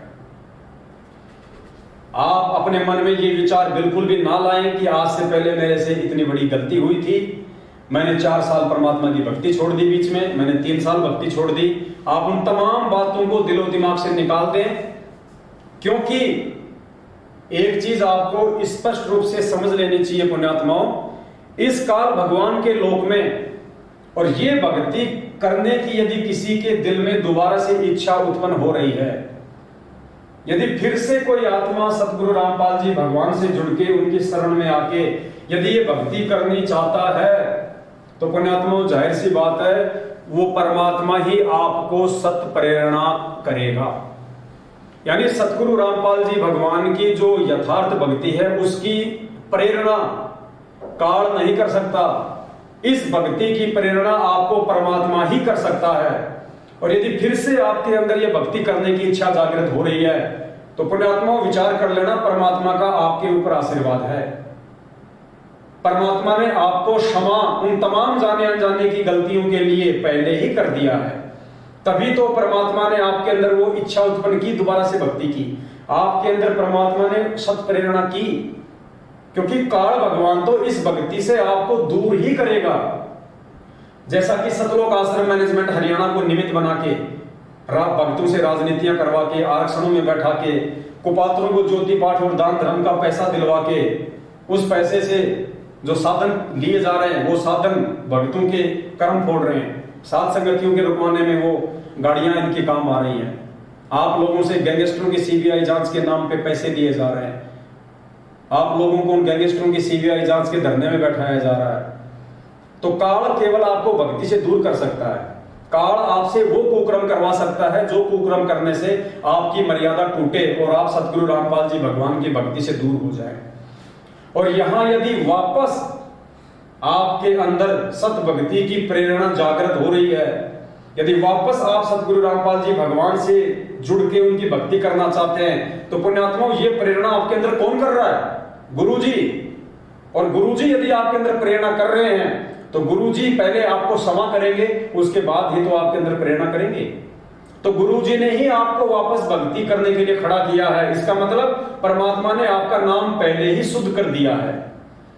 ये आपको परमात्मा ने ये समझ लेना एक अंतिम और लास्ट मौका दिया है वापस इस भक्ति से जुड़ के अपने अच्छे कर्म बनाने के लिए, आने वाले विनाशकारी समय से अपना बचाव करने के लिए। तो आपके मन में फिर ये कति शंका नहीं होना चाहिए कि मैं कहां से नाम शुद्ध कराऊं, मैं क्या करूं। आपको किसी फर्जी नामदान केंद्र पे जाने की आवश्यकता नहीं है। आपका घर ही आपका नामदान केंद्र है। आपके दरबार में आपका भगवान बैठा है। आपके भगवान ने, आपके गुरुदेव भगवान ने आपको भक्ति करने की सत प्रेरणा वापस से की है। तो परमात्मा ने तो आपको उसी समय माफ कर दिया, आपका नाम गुरुजी ने शुद्ध कर दिया। अब आपको सिर्फ इतना करना है, अपने घर पे वापस उसी प्रकार से मालिक का जो है दरबार लगाओ। और परमात्मा का दरबार लगाने के बाद हृदय से अपने गुरुदेव से उनका विधान पूरा करते हुए, जब बेटे से गलती हो जाती है तो बेटा अपने बाप से कान पकड़ के गलतियां मांगता है, उठक बैठक निकालता है, मुर्गा बन जाता है अपने बाप के आगे। और सौ बार उनसे माफी मांगता है कि पिताजी, आज के बाद आपका ये बेटा, आपका दास दोबारा से गलती नहीं करेगा, मुझे माफ कर दो, और आज के बाद मैं आपको भक्ति के अनुसार आपने मुझे जो विधि बताई है, जो क्रिया बताई है, मुझे आपने जो 5 यज्ञ बताए हैं, मैं वो सारी भक्ति क्रिया नियम और मर्यादा में रह के मैं करूंगा। और परमात्मा, आप मेरे साथ रहना, आप मुझे सद्बुद्धि देना, आप मुझे साथ संगतियों से जोड़ देना, ताकि मेरे अंदर दोबारा से कुबुद्धि काल पैदा ही ना कर पाए। जब मुझे सत्संगति मिल जाएगी तो मेरे अंदर कुशांति पैदा ही नहीं होगी।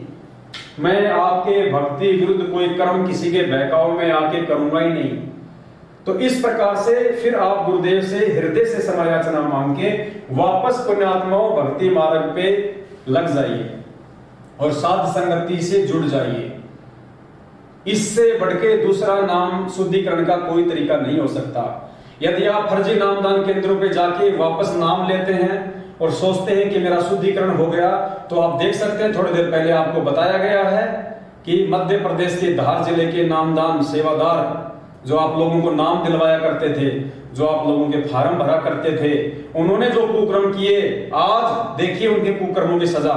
जैसे ही उसकी बैटरी डिस्चार्ज हुई, आज वो अकाल मौत प्राप्त हुआ है ट्रैक्टर और ट्रॉली के एक्सीडेंट में।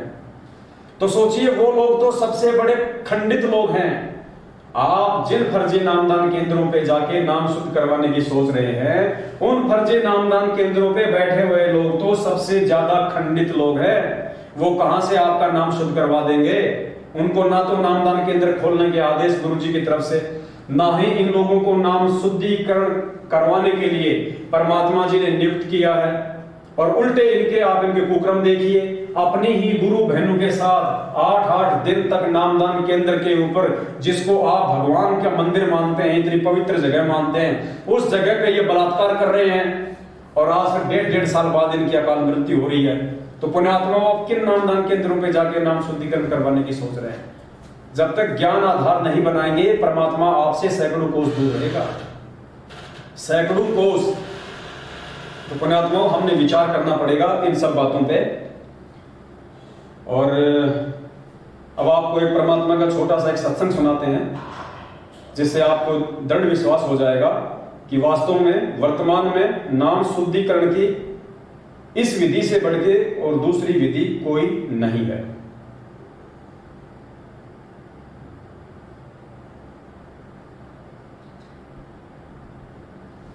परमात्मा ने अपने सत्संगों में एक गब्बू डाकू की हमें कहानी सुनाई थी, गब्बू डाकू। और परमात्मा ने क्या बताया हमें, थोड़ा ध्यान से सुनना। पहले दास आपको थोड़ा सा वर्बली बताएगा। गुरुजी ने बताया कि एक गब्बू नाम का एक डाकू था। एक गब्बू नाम का डाकू था, बहुत ही ज्यादा खूंखार था। आसपास के लोग उससे भयभीत रहते थे, उसे डरा करते थे। पुलिस वाले भी उस गब्बू डाकू से डरा करते थे।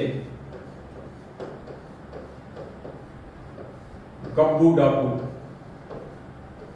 ये जो कहानी हमें जो परमात्मा ने सत्संगों में सुनाई है गब्बू डाकू की, एक गब्बू डाकू की कहानी आज आपको बताएगी कि किस प्रकार से आज आप सतगुरु रामपाल जी भगवान से 100 गलतियां करने के बाद भी बिना नामदान केंद्रों पे जाए आप जी उनसे वापस जुड़ सकते हैं। और यही एकमात्र सही विधि होगी किसकी? नाम शुद्धिकरण की। नाम शुद्धिकरण की यही एकमात्र सही विधि होगी। ये गब्बू डाकू की कहानी हमें बताएगी। तो गब्बू डाकू से सभी लोग डरा करते थे। एक दिन गब्बू डाकू को कहीं पे कोई डाका डालना था अपने सभी साथियों के साथ में। तो गब्बू डाकू डाका डालने के लिए जा रहा था। थोड़ा सा समय डाका डालने में शेष था। तो गब्बू डाकू ने सोचा, पास में ही कोई संत कोई सत्संग कर रहा था, कोई आश्रम था, वो वहां जाके अपना टाइम पास करने के लिए उस सत्संग में जाके बैठ गया। अब सत्संग में जाके बैठ गया तो परमात्मा की उस पर विशेष मेहर हुई। संत अपना ज्ञान जो है वहां पे अपने भक्तों को बता रहे थे, अच्छाई और बुराई के विषय में बता रहे थे। कौन से वो कर्म करने से हमारा जीवन सफल होता है, कौन से कुकर्म करने से मानव जीवन जो है वो बर्बाद होता है, और मानव जन्म हमें क्यों मिला है। ये इस प्रकार उल्टे कर्म करके बर्बाद करने के लिए नहीं है। मानव जन्म केवल साध संगत से जुड़ के, सच्ची संगति में जुड़ के परमात्मा की प्राप्ति के लिए मिला है।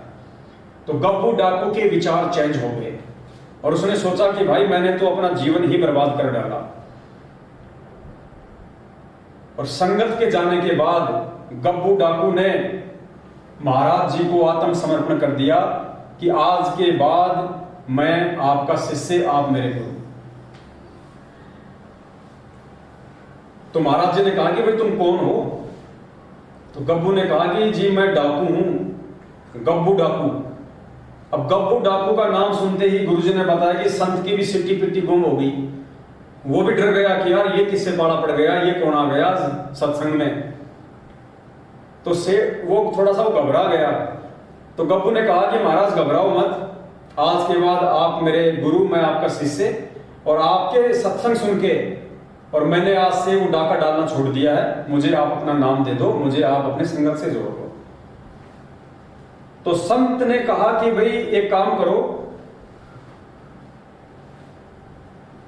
आप पुलिस थाने चले जाओ और पुलिस थाने जाके आप जी वहां पे आत्मसमर्पण कर दो।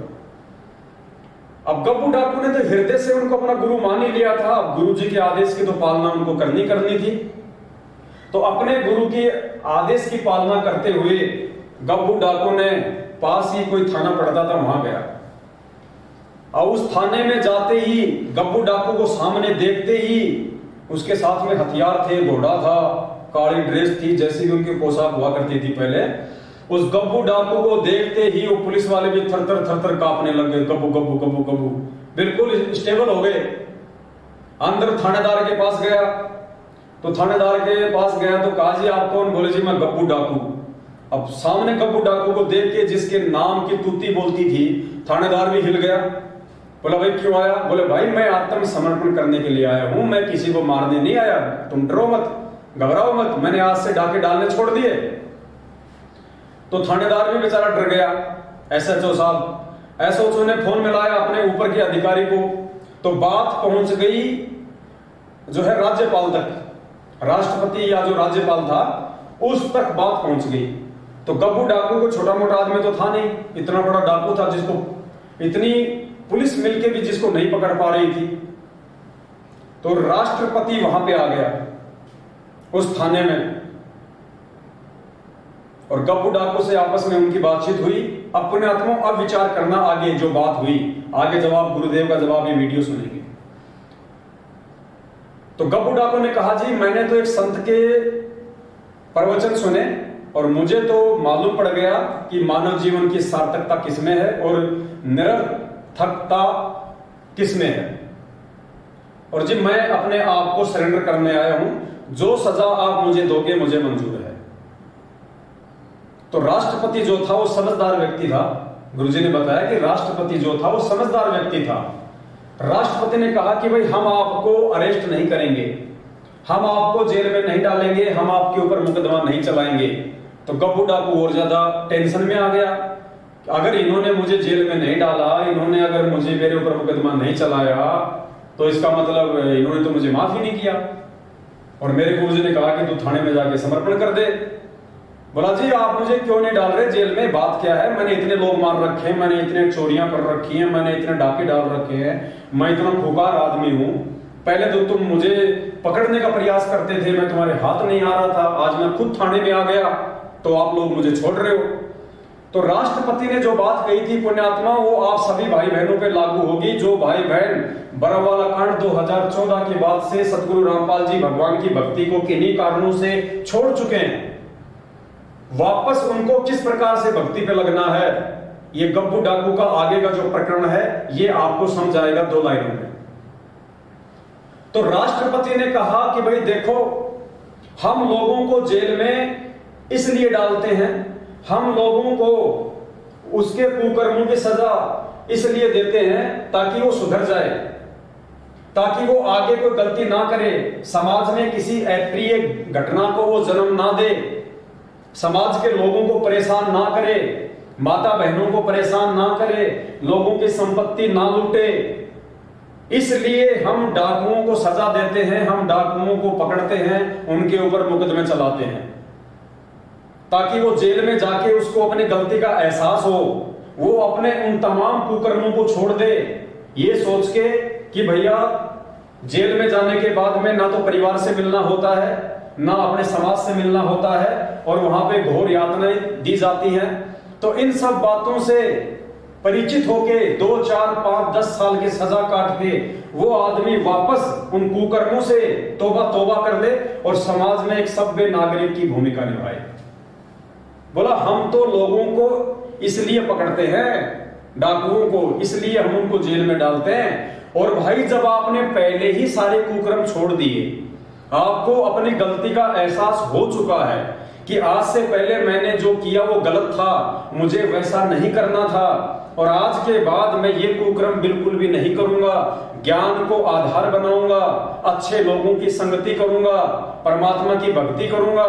तो जब आप जेल में जाने से पहले ही सुधर चुके हैं तो फिर आपको जेल में डालने का फायदा क्या है?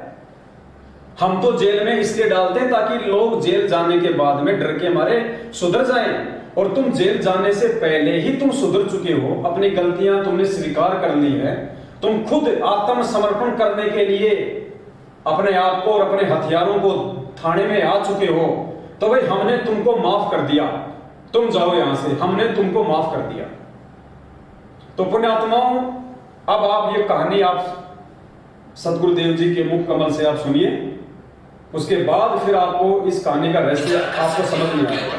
अब आप विचार कर सकते हो कि वर्तमान में कितने व्यक्तियों पर कुबद का चढ़ी दिखाओ उसको, जो ऊपर से मनुष्य दिखते हैं लेकिन कर्म मनुष्य के रहे नहीं। उसके लिए सत्संग में आना आवश्यक है। सत्संग में आने से उस प्राणी को अपने कर्मों का ज्ञान होता है। जितने भी आज तक उद्धार हुए हैं वो सत्संग में आने से हुए। कहते हैं एक गब्बू डाकू था, उसका नाम था गब्बू, और वो बहुत प्रसिद्ध हो गया था। अंग्रेजों के समय की बात है। उसने एक दिन डाका डालना था रात्रि के समय, उसका फिक्स टाइम होता था। उस समय नहीं वो किसी की परवाह करता था, अपना वो काम कर ही देता था। तो उसने एक डाका डालने की स्कीम बनाई, अल्टीमेटम दे रखा था कि इस दिन मैं डाका डालूंगा अंबाला में। उसके लिए पुलिस भी बहुत अलर्ट थी, और वो गब्बू डाकू का नाम बहुत ज्यादा था और सभी उससे घबराते थे। अब उसका रात को उसने 1 बजे डाका डालना था। उससे पहले उसने समय व्यतीत करने के लिए देखा कि कुछ लोग एकत्रित हुए बैठे हैं। उन्हीं में जाकर बैठ गया। वहां एक संत वचन कर रहा था, प्रवचन दे रहा था, उन्हीं में बैठ गया। और उस संत ने परमात्मा की महिमा का गुणगान किया, अच्छे और बुरे कर्मों का निर्णय दिया। उस डाकू का वह बात समझ में आ गई कि जो ये पाप में इकट्ठा कर रहा हूं, ये धन तो यही रह जाएगा, और फिर मृत्यु के उपरांत जो पाप इकट्ठे किए हैं वो साथ चले जाएंगे। उसके बाद कुत्ता बनेगा, उसके कीड़े पड़ेंगे, खाज लगेगी, टांग टूटेगी, गर्मी में पड़ा रहेगा, सर्दी में रहेगा, गधा बनेगा, कोई दवाई औषधि को पूछने वाला नहीं होगा, और जितने भी पाप कमाएगा प्राणी के साथ जाएगा। मनुष्य जीवन रहते उसका समाधान किया जा सकता है। संतों के पास जाकर अपना कल्याण करवाए और प्रायश्चित करे, और पाप के पैसे को दान पुण्य करके अपना पीछा छुड़वाए। अब वो बात उस गब्बू डाकू के पक्की हृदय में बैठी, क्योंकि पुण्यात्मा अज्ञानवश ही बुरे कर्म करने लग जाती है, और जिस दिन उनको ज्ञान होता है वो शूरवीर होते हैं, उसी दिन त्याग देते हैं सब बुराइयों को, और वही परमात्मा को पाया करते हैं। जिन पे एक पीढ़ी ना छूटती हो वो कितने के लिए तोड़ेगा बता। जिस पे एक पीढ़ी नहीं छूटती वो ही नहीं, तो वो परमात्मा के नाम में जो बाधक है तो वो किसकी भक्ति करेगा? वो तो कमजोर आदमी है, वो पार हो ही नहीं सकता, उसने अपने विकार त्याग नहीं होगा। तो ये होते शूरवीरों के काम, जो ज्ञान समझ में आ जाता तुरंत त्याग देते हैं और अपनी सत कमाई करने लग जाते। तो सत्संग जब वचन हो लिए तो साधु उसके बाद समझ में आ गई डाकू के। तो उसने अपने साथी जो आने थे समय पर, वो सभी आए, अपने गोली बंदूक लेके घोड़े गाड़ों पर चढ़ के जहां उन्होंने इकट्ठा होना था वो डाकू वहां पहुंच गया गब्बू।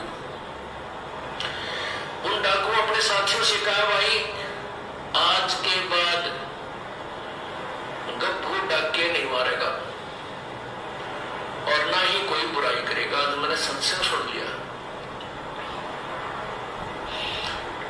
तो डाकू नाराज हो गए, भाई हमने आज इसमें 1 लाख रुपए का फायदा होना था, ये तो दे दे। तो वो कहने लगा ठीक है भाई, मैं और तुम्हें आज 1 लाख रुपए का जो हानि तुम्हें हो रही है वो जो मेरी पूंजी है उसमें से दे दो, और बाकी मैं अपने दान पुण्य करूंगा, पीछा छुटवाऊंगा। डाकू वापस चले गए। वो सरदार था, उनका मुखिया था। तो उसने सोचा चलो साधु के पास जाता हूं जो सत्संग कर रहा था, धर्मशाला में रुका हुआ था। वो गप्पू डाकू उस संत के पास गया और वहां ग्वाड़ खड़खड़ाया। रात को इस संत को जगाया, कहा प्रभु जी मैंने आपका सत्संग सुना है, मैं आपके चरणों में उपदेश लेना चाहता हूं। संत ने पूछा भाई कौन है, इसी रात में की इमरजेंसी होगी तेरी, दिन में भी ले सकता था नाम, तो सुबह भी आ सकता था, रात ना आने का क्या मतलब है तेरा, तू कहानी बता। तो वो कहने लगा महाराज जी मैं एक बहुत भयंकर डाकू हूँ, मेरा नाम गप्पू है, मैंने रात में आपका सत्संग सुना और आपके सत्संग सुनकर मैं अपनी दिशा बदलना चाहता हूँ। अब गप्पू नाम सुनते उस संत के भी पिंडी का पल्लाटी कड़ा गया, कसाई सुबह सुबह यूं मनवाना तेरी झाड़ा लेना है और तेरा ही, तो वो भी डर गया। संत बोला भाई एक काम करे बेटा, नाम तो दिखकर तुझे उपदेश तो दे दूंगा, पर भाई तू थाने में जाकर समर्पण कर दे।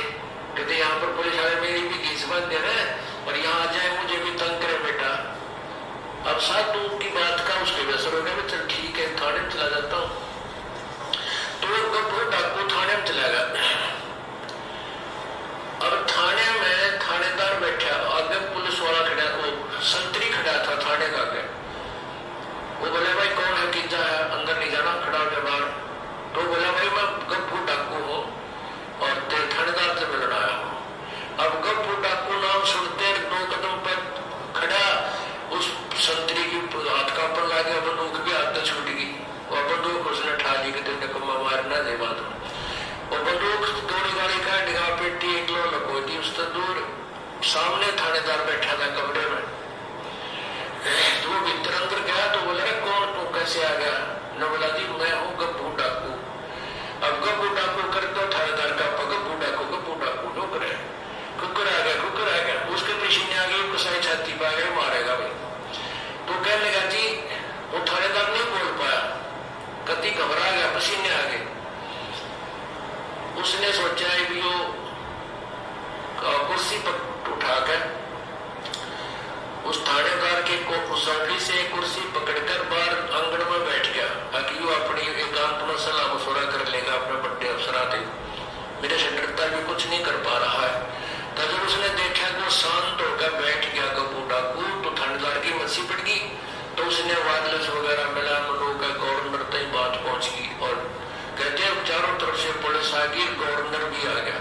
अब वो इतना बड़ा डाकू थाने में बैठा है और वो उसने साथ ये भी कह दिया कि मैं आज किसी ने मारन मोरन नहीं आया, मुझे अरेस्ट कर लो, मैं अरेस्ट होना आया हूँ अपने पापों का प्रायश्चित करने। आप तो ये सारी कहानी गवर्नर तक पहुंच गई 1 सेकंड में, मिनटों में। तो गवर्नर भी आ गया। अब सामने वो कुर्सी पर बैठा है, गवर्नर खड़ा है। गवर्नर पूछ रहा है कैसे, क्या बात है? गप्पू दूर से खड़ा कह रहा है, तू क्या चाहता है? कहने लगा मेरी बात सुन लो, मैं क्या चाहता हूँ। मैंने रात ने एक सत्संग सुन लिया एक महात्मा का, और मैं आया था डाके डालना, ये थारी फौज तो ना डरता मैं आया था डाका डालने। मैंने वो संत के विचार सुन लिए और मेरे हृदय में गलानी होगी अपने कुकर्मों से, और मैं उसका प्रायश्चित कराने के लिए संत के पास गया था। अब संत ने ये कहा कि तू थाने में जाकर समर्पण कर दे, अपने पापों का प्रायश्चित कर ले। और तो मैं ये आया हूं कि मुझे अरेस्ट कर लो, कि जहां भी तुमने फांसी तोड़ना तोड़ दो। वो गवर्नर बड़े बुद्धिमान हुआ करते थे। वो कहने लगे बेटा हम जेल में तो इसलिए डालते हैं कि बुराई छोड़ दे, आगे पाप ना करे। और तूने पहले ही समर्पण कर दिया, तो आज हृदय में तेरे जगह नहीं रही इस बात की, जब हम तुझे बरी करते हैं, हम तुझे मुझे नहीं मारेंगे, न कैद में डालेंगे। अब गब्बू ने सोचा अच्छी बात बिगड़ी भाई, ये मैंने कैद में नहीं डालते, मेरे पाप कटे को नहीं। नु बोला तुम मेरी बात मान जाओ, मुझे सजा दे दो। नु बोला भाई नहीं, हम सजा नहीं देते, आप जाओ भीतर। देख लिया साधु हो गया, कभी भी किसी का नुकसान कर ही नहीं सकता। तो फिर संत के पास आया। संत ने सोचा ये फिर आ गया भाई, ये तो मेरा और काम झूठा धोना खराब करेगा। कहने का बेटा क्या बात हुई, थाने में नहीं गया।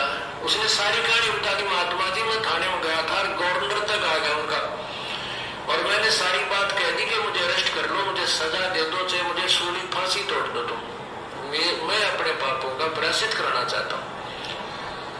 तो उन्होंने मुझे कह दिया बेटा जा तू, हम तुझे कोई सजा नहीं देंगे, तो सजा इसलिए देते सुधर जाए, और तो कोई सुधर गया, हम क्या सजा देंगे तुझे, तो वैसे संत बन गया। जब वो साधु की हिम्मत छिपड़ी का अच्छा बेटा ले नाम ले लेता। तो कहने का भाव ये है पुण्यात्माओं, सत्संग में आने से पुण्यात्माओं के शिखर अमल हो जाता है, प्रभाव पड़ जाता है। क्या बताते हैं, सतगुरु के दरबार में जाइयो बारंबारे, वे फूली वस्तु लखा देवे है सतगुरु दातारी। तो पुण्यात्माओं, यहाँ पे परमपिता परमात्मा सतगुरु रामपाल जी भगवान ने हमें अपने सत्संगों में जो ये गप्पू डाकू वाली जो कहानी सुनाई है, ये कहानी आज हमारे काम आएगी, और विशेषकर उन सभी परमात्मा की प्यारी आत्माओं के काम आएगी जो परमात्मा की प्यारी आत्माएं 2014 बरवाला कांड में सतलोक आश्रम मैनेजमेंट हरियाणा के कुकर्मों को देखकर, उनकी मनमानी काल प्रेरित हरकतों को देखकर सतगुरु रामपाल जी भगवान में दोष निकालकर भक्ति मार्ग से दूर हो चुकी थी, और आज जिनके अंदर वापस भक्ति करने की प्रेरणा उठ रही है, उन आत्माओं को यह सत्संग आप समझ में आ गया होगा। गवर्नर ने क्या कहा कि हम जेल में इसलिए डालते हैं ताकि तुम बुराइयां ना करो, और तुमने पहले ही बुराइयां त्याग दी, तुम अपने पापों से प्रायश्चित कर लिया, तो तुम्हें जेल में डालने का क्या फायदा है, जाओ हम तुम्हें बरी करते हैं। ठीक इसी प्रकार पुण्यात्माओं, जब आपने अपनी गलती का जो 2014 बरवाला कांड के बाद में आपने सतलोक आश्रम मैनेजमेंट हरियाणा के कुकर्मों से प्रेरित होके मन में दोष पाल लिया था गुरुजी के प्रति, गुरुजी की भक्ति के प्रति, आपने भक्ति छोड़ दी थी। आज जब आपको खुद ही अपनी गलतियों का पश्चाताप हो चुका है, आप उन सब बातों का, वो आपने जो 3, 4, 5, 6 साल का समय आपने जो बर्बाद कर दिया उन काल प्रेरित लोगों के चक्कर में आके, उनके कुकर्मों के आधार से, जब आज आपको उन गलतियों की आपको आज उन गलतियों के कारण आज आपको पछतावा हो रहा है, आपको प्रायश्चित हो रहा है, तो पुण्यात्माओं परमात्मा ने आपको माफ किया, क्योंकि मालिक अंतर्यामी है। परमात्मा ने देख लिया कि ये आत्मा अब वापस भक्ति करना चाहती है, इस आत्मा को अपनी उन गलतियों की ग्लानि हो रही है, इसको अपने कुकर्मों का प्रायश्चित हो रहा है, इसको सही और गलत की पहचान हो गई है कि मैं क्यों भक्ति मार्ग से दूर हुआ था, किन लोगों के कारण मैं भक्ति मार्ग से दूर हुआ था। तो परमात्मा ने आपके उन अंदर के भावों को देखकर, उस अंतर्यामी परमात्मा ने आपको उसी समय माफ कर दिया, और आपके अंदर परमात्मा ने एक सत प्रेरणा जागृत कर दी कि मैं वापस भक्ति शुरू करूं, मैं वापस परमात्मा का दरबार लगाऊं, मैं वापस इस परमेश्वर से मैं जुड़ूं। अब काल आपको फिर से ना फांस ले, क्योंकि काल आपको वापस फांसेगा कब, जब आप उन्हीं फर्जी नामदान केंद्रों पे जाओगे नाम शुद्ध करवाने के लिए, क्योंकि वो फर्जी नामदान केंद्र वही लोग खोल के बैठे हैं जिन लोगों ने आपको बरसों पहले उल्टे काम करके परमात्मा की भक्ति से दूर किया था। तो आप उन काल प्रेरित लोगों के झांसे में वापस ना आ जाओ, आप उन्हीं मनवश लोगों के पास वापस ना चले जाओ। इसलिए परमात्मा ने पहले ही वीडियो बना के आप सभी भाई बहनों तक भिजवा दिए, सात संगतियों के प्रोग्राम आप सभी भाई बहनों को दिखवा दिए, ताकि आप नीर खीर का निवारा कर दे, सत्य से परिचित हो जाए। तो पुण्यात्माओं, आपको परमात्मा ने, जैसे उस गवर्नर ने गब्बू डाकू के भाव देखकर, उसकी आत्म गलानी को देखकर, उसके कुकर्मों से पश्चाताप को देखकर उसको माफ कर दिया, उसको सजा नहीं दी, ठीक इसी प्रकार पुण्यात्माओं आज वर्तमान में गुरुदेव के हिसार जेल में रहते सहते बाहर आज जो आपकी भक्ति करने की जो इच्छा जागृत हो रही है, उस आधार से परमात्मा ने आपको उसी समय माफ कर दिया। अब सिर्फ और सिर्फ आपको अपने घर पे परमात्मा का दरबार लगा के और आपने ठीक इसी प्रकार अपने वापस भक्ति शुरू करनी है, जो भक्ति आपने शुरुआत में सतगुरु रामपाल जी भगवान से नाम दीक्षा लेके शुरू की थी। और अब आपने विशेष तौर पे ध्यान रखना है, आपको एक हिदायत है परमात्मा की तरफ से, ये आपको एक अंतिम मौका है, आपको एक लास्ट चांस दिया है परमात्मा ने इतने वर्षों के बाद। कहते हैं ना कि एक बॉल पे 2 छक्के और जीवन में 2 मौके हर किसी को नहीं मिलते, किसी भाग्यशाली को ही मिलते हैं। तो ये जीवन में दूसरा मौका, जो आप परमात्मा से दूर हो चुके थे, ये दूसरा मौका आपको उस परमेश्वर ने दिया है और आप तीसरे मौके की उम्मीद ना करना। इसलिए आप जी हृदय से परमात्मा से समायाचना मांग के अपने घर से और वापस परमात्मा की उसी प्रकार से अपनी आराधना शुरू करें, अपनी भक्ति शुरू करें। आप एक साफ शुद्ध पानी की बोतल भर लें, उस बोतल को आप परमात्मा के दरबार में रखें। मार्केट से थोड़ा सा मिश्री का या मखाने का जो है आप जी पाव 100 ग्राम आधा किलो जो है प्रसाद ले आए, उसको भी आप अपने घर में अपने दरबार पे रखें और परमपिता परमात्मा सतगुरु रामपाल जी भगवान से ये अरदास करें, ये विनती करें कि हे परमपिता परमात्मा, आप पूर्ण परमेश्वर हैं, आप अंतर्यामी हैं परमात्मा, आपकी मेहर से, आपकी कृपा दृष्टि से दास ने फिर से भक्ति शुरू की है। परमात्मा अपना आशीर्वाद आप जी अपने दास पे बनाए रखना, आगे से दास ऐसी कोई गलती ना करे परमात्मा, इसके लिए दास को सद्बुद्धि दे, दास को साथ संगति से जोड़ के रखें, अपने सच्चे भाई बहनों के संपर्क में रखें, दास को अच्छे कर्म करने के लिए आप जी परमेश्वर प्रेरित करें। और हे परमात्मा, ये जो जल है साधारण सा, परमात्मा आप अपनी वचन शक्ति से आप इसको परमेश्वर जो है अपने चरणामृत में तब्दील करें। आज के बाद परमात्मा यही मेरे लिए आपका असली चरणामृत है और ये जो प्रसाद है परमेश्वर, आप इसमें भी अपनी सर्व शक्ति को प्रवेश करें और आप परमेश्वर की तीनों समय की आरती करें। परमात्मा ने जो मंत्र आपको दिए हैं, जो विधि परमात्मा ने बताई है, जो नियम है, उस आधार से आप अपना भक्ति साधना कीजिएगा, अपना नेक नीति ईमानदारी से आप अपना जो भी अपना रोजी रोटी के लिए काम धंधा करते हैं अपना काम धंधा कीजिएगा। जब भी आपको समय मिले तो आप जी साथ संगति में जरूर आए, अपने भाई बहनों के साथ मिलकर सतगुरु रामपाल जी भगवान को भोग लगाएं, आप जी परमात्मा को प्रसन्न करें, परमात्मा को ये विश्वास दिलाएं कि आप एक अच्छे और नेक भगत बन चुके हैं, आप साथ संगति से जुड़ चुके हैं। आगे आप कभी किसी भी मानवस काल प्रेरित लोगों के बहकाव में आके अपने गुरुदेव को दुखी नहीं करेंगे, गुरुदेव को नाराज नहीं करेंगे। तो ये जो शंका थी ये उन तमाम भगत भाई बहनों की थी जो 2014 बरवाला कांड के बाद में भक्ति छोड़ चुके थे। तो दास उम्मीद करता है परमपिता परमेश्वर जी के आशीर्वाद से आप जी को आज के वीडियो के माध्यम से ये बात आपको समझ में आ गई होगी कि आपने किस प्रकार यदि भक्ति छोड़ चुके हैं वापस शुरू करना चाहते हैं तो किसी भी सतलोक आश्रम मैनेजमेंट हरियाणा के द्वारा खोले गए फर्जी नामदान केंद्रों पे ना जाकर कैसे ज्ञान को आधार बनाकर अपने घर पर ही अपना नाम शुद्ध करें और परमपिता परमेश्वर जी की भक्ति वापस शुरू करें। इसके अलावा पुण्यात्माओं दूसरा कोई तरीका दुनिया में नाम शुद्धिकरण का नहीं है। या तो आपको हिसार जेल में जाना पड़ेगा, गुरुदेव से वहीं जाके माफी मांगनी पड़ेगी, फिर परमेश्वर जो दिशा निर्देश दे उस अनुसार आप अपनी भक्ति करें। दूसरा तरीका आपको परमात्मा ने इस वीडियो के माध्यम से समझवा दिया है, यही दूसरा और बेस्ट तरीका है, इसके अलावा और कोई तरीका नहीं है। यदि वास्तव में आप हृदय से आत्मग्लानि के साथ पश्चाताप के साथ माफी मांगेंगे और सही नीयत से भक्ति करेंगे तो परमेश्वर अंतर्यामी है, आपको माफ करेगा, आपको फिर आगे कहीं कोई समस्या परमात्मा नहीं आने देगा और साथ संगति से आप जुड़ी जाओगे तो परमात्मा आपसे कोई ऐसी गलती फिर से नहीं होने देगा जिससे कि दोबारा परमात्मा आपसे नाराज हो जाए। तो ये उन सभी आत्माओं के लिए जिनकी ये शंका थी, उम्मीद करता हूं सदगुरुदेव जी ने दास को सद्बुद्धि देके और ज्ञान आधार से आप जीवों को जो समझवाई है आपको अच्छे से समझ में आई होगी। तो आज के लाइव शंका समाधान में बस केवल इतना ही, बाकी हम कल फिर एक दूसरे के सामने रूबरू होंगे और जो भगत भाई बहनों की जो शंकाएं हैं उनको लेके हम आपके सामने आएंगे। बीच बीच में जो भी छोटी मोटी कोई घटना होगी संगत में, हम उस घटना से भी हम आपको रूबरू करवाएंगे ताकि आप भगत भाई बहन कोई भी गलतियां करने से बचें और इस परमेश्वर के भक्ति मार्ग में निसंशय से होके आगे बढ़े। साथ में पुण्यात्माओं आपको एक छोटी सी जानकारी दास और देना चाहता है, क्योंकि अभी थोड़ा सा समय बचा हुआ है, तो एक छोटी सी जो जानकारी है वो दास आप जी को देना चाहेगा।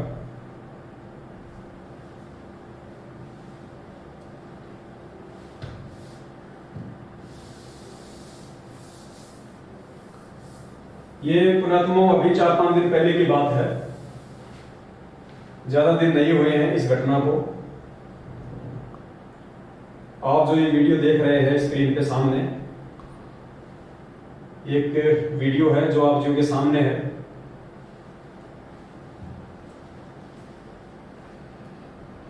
ये वीडियो पुण्यात्माओं छत्तीसगढ़ के बालोद गांव का है, बालोद गांव है या जिला है, वहां का ये वीडियो है। वहां की न्यूज में ये न्यूज आई है।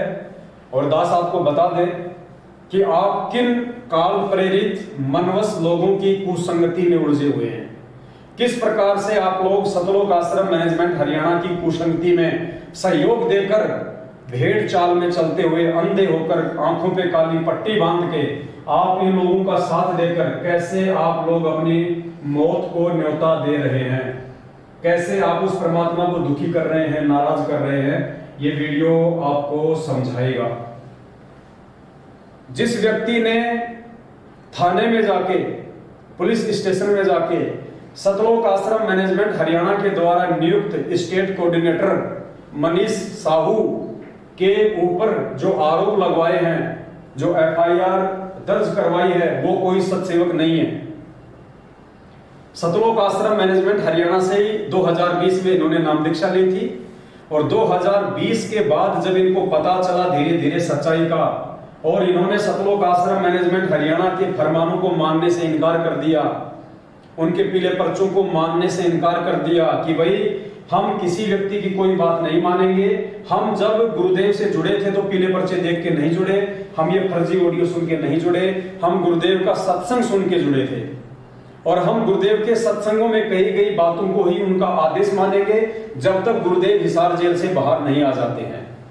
तो इन सब बातों से दुखी होकर, अपने धार्मिक धंधे को बंद होता देखकर कि अगर संगत इसी प्रकार ज्ञान आधार से चलती रही, हमारे नामदान केंद्रों पे आना छोड़ दिया, हमारे फर्जी आश्रमों में आना छोड़ दिया, हमको ज्योति पाठ और दान का पैसा देना छोड़ दिया, तो हमारे तो बच्चे भूखे मर जाएंगे, हम लोग खाएंगे क्या। इन सब बातों से दुखी होकर सतलोक आश्रम मैनेजमेंट हरियाणा की मंडली ने उस भगत के घर पे जाके धरना दे दिया, और उस भगत ने आरोप लगाए हैं, ये न्यूज एंकर आपको बताएगी। थाने में जाके उस भगत ने एफआईआर करवाई है। वो भगत आपको बताएगा अपने मुख से कि किस प्रकार से वहां का जो स्टेट कोऑर्डिनेटर है, उसका नाम क्या, मनीष साहू है क्या है, अभी आप इसमें सुन लेना। छत्तीसगढ़ के स्टेट कोऑर्डिनेटर ने उस भगत की जो बेटी है उसको हम बिस्तर होने के लिए बाध्य किया, हम बिस्तर होने के लिए, अपने साथ में सेक्स करने के लिए उस बहन को उसने बाध्य किया, उसके ऊपर दबाव डाला। क्या कारण था, क्या नहीं कारण था, ज्यादा डिटेल में मैं नहीं गया, लेकिन ये न्यूज हमारे सामने आई है। ये न्यूज आपको कुछ बताएगी, आप जी ध्यान से आप इसको सुनिएगा। छत्तीसगढ़ के बालोद जिला में पीड़ित प्रार्थी ने बताया कि सदगुरु रामपाल महाराज जी के नाम पर प्रशासन के मापदंडों को ठेका दिखाते हुए कुछ लोग अवैध रूप से नामदान केंद्र में दीक्षा लिए पुण्य आत्मा को प्रताड़ित कर रहे हैं। परिवारवाद चलाते हुए आश्रम में पाठ, प्रकाश, ज्योति, आरती और दान के पैसों पर कब्जा बनाए हुए हैं, जबकि संत रामपाल महाराज जी का उद्देश्य है कि भारतीय संविधान के आधार पर ही नामदान केंद्र का संचालन किया जाए, परंतु उनकी बातों की धज्जियां उड़ाते हुए नामदान केंद्र में जमा हुई राशि और ट्रस्ट संबंधित किसी भी प्रकार के दस्तावेज छत्तीसगढ़ शासन को उपलब्ध नहीं कराया गया है।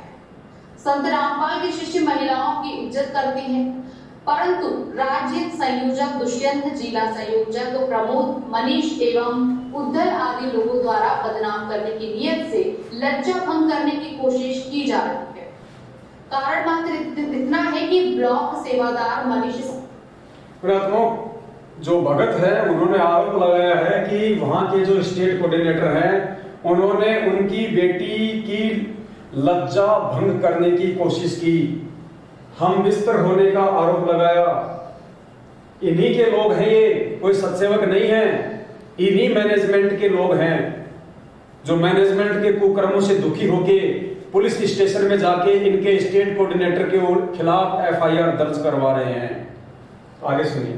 साहू द्वारा लड़की को हमबिस्तर होने के लिए कहा, बात कही गई थी, बात नहीं मान। दोबारा सुनिए। प्रमोद, मनीष एवं उद्धर आदि लोगों द्वारा बदनाम करने की नियत से लज्जा भंग करने की कोशिश की जा रही है। कारण मात्र इतना है कि ब्लॉक सेवादार मनीष साहू द्वारा लड़की को हमबिस्तर होने के लिए कहा, बात कही गई थी, बात नहीं मानने पर भागी परमेश्वर के इशारे में मीटिंग कर इन्हें बदनाम करते हुए सभी के बीच इनके माँ बाप को बेइज्जत करते हुए अनगर्ल बातें कही गई, जिनकी रिपोर्ट दर्ज बारूद कोतवाली में कराई गई। ये भगत जी हैं जो उस लड़की के पिता हैं। इनकी लड़की को छत्तीसगढ़ के स्टेट कोऑर्डिनेटर ने हम बिस्तर होने के लिए बाध्य किया। तो ये उस लड़की के पिता हैं, ये भी एक भगत है। अब ये वहां पुलिस थाने के सामने मीडिया को क्या कह रहे हैं, क्या रिपोर्ट दे रहे हैं। इनके माँ बाप को बेइज्जत करते हुए अनगर्ल बातें कही गई, जिनकी रिपोर्ट दर्ज बारूद कोतवाली में कराई गई। इसलिए तो पहला ऐसा कदम होगा जब कोई पीड़िता ने हमारे जो जिला, प्रदेश और ब्लॉक और अन्य जो प्रमुख कार्यकर्ता हैं उनके खिलाफ में इनके जो कर्म हैं इनको प्रकाश में लाने के लिए हिम्मत जुटाई है आगे थाने में रिपोर्ट करने के लिए। ये तो बहुत अच्छी बात है। और मेरे ख्याल से तो काफ़ी जो संगत है हमारी वो बहुत ज़्यादा परेशान है, उनको बहुत पीड़ित लोग हैं। और यहाँ तक कि इन लोग जो है अपना जासूस लगाए हुए हैं कि इनके खाने पीने, रहने पहने हर एक स्वतंत्रता पर इन लोगों ने नज़र रखा हुआ है। और जो भी व्यक्ति इनके खिलाफ ऐसा लगता है कि कुछ प्रकाश डाल देगा या बोल देगा और उनको ये लोग मिशन से बाहर करने के लिए एक पीला पेज बनाया हुआ है। ये संत रामपाल जी महाराज जी से जुड़े हुए लोगों की बात है। और मैं भी करीब 8 साल से जुड़ा हुआ हूँ संत रामपाल जी महाराज जी से। और 2-3 साल पहले तक ऐसा इस तरीके की कठिनाइयों का सामना जो है आम भगत को झेलना नहीं पड़ता था।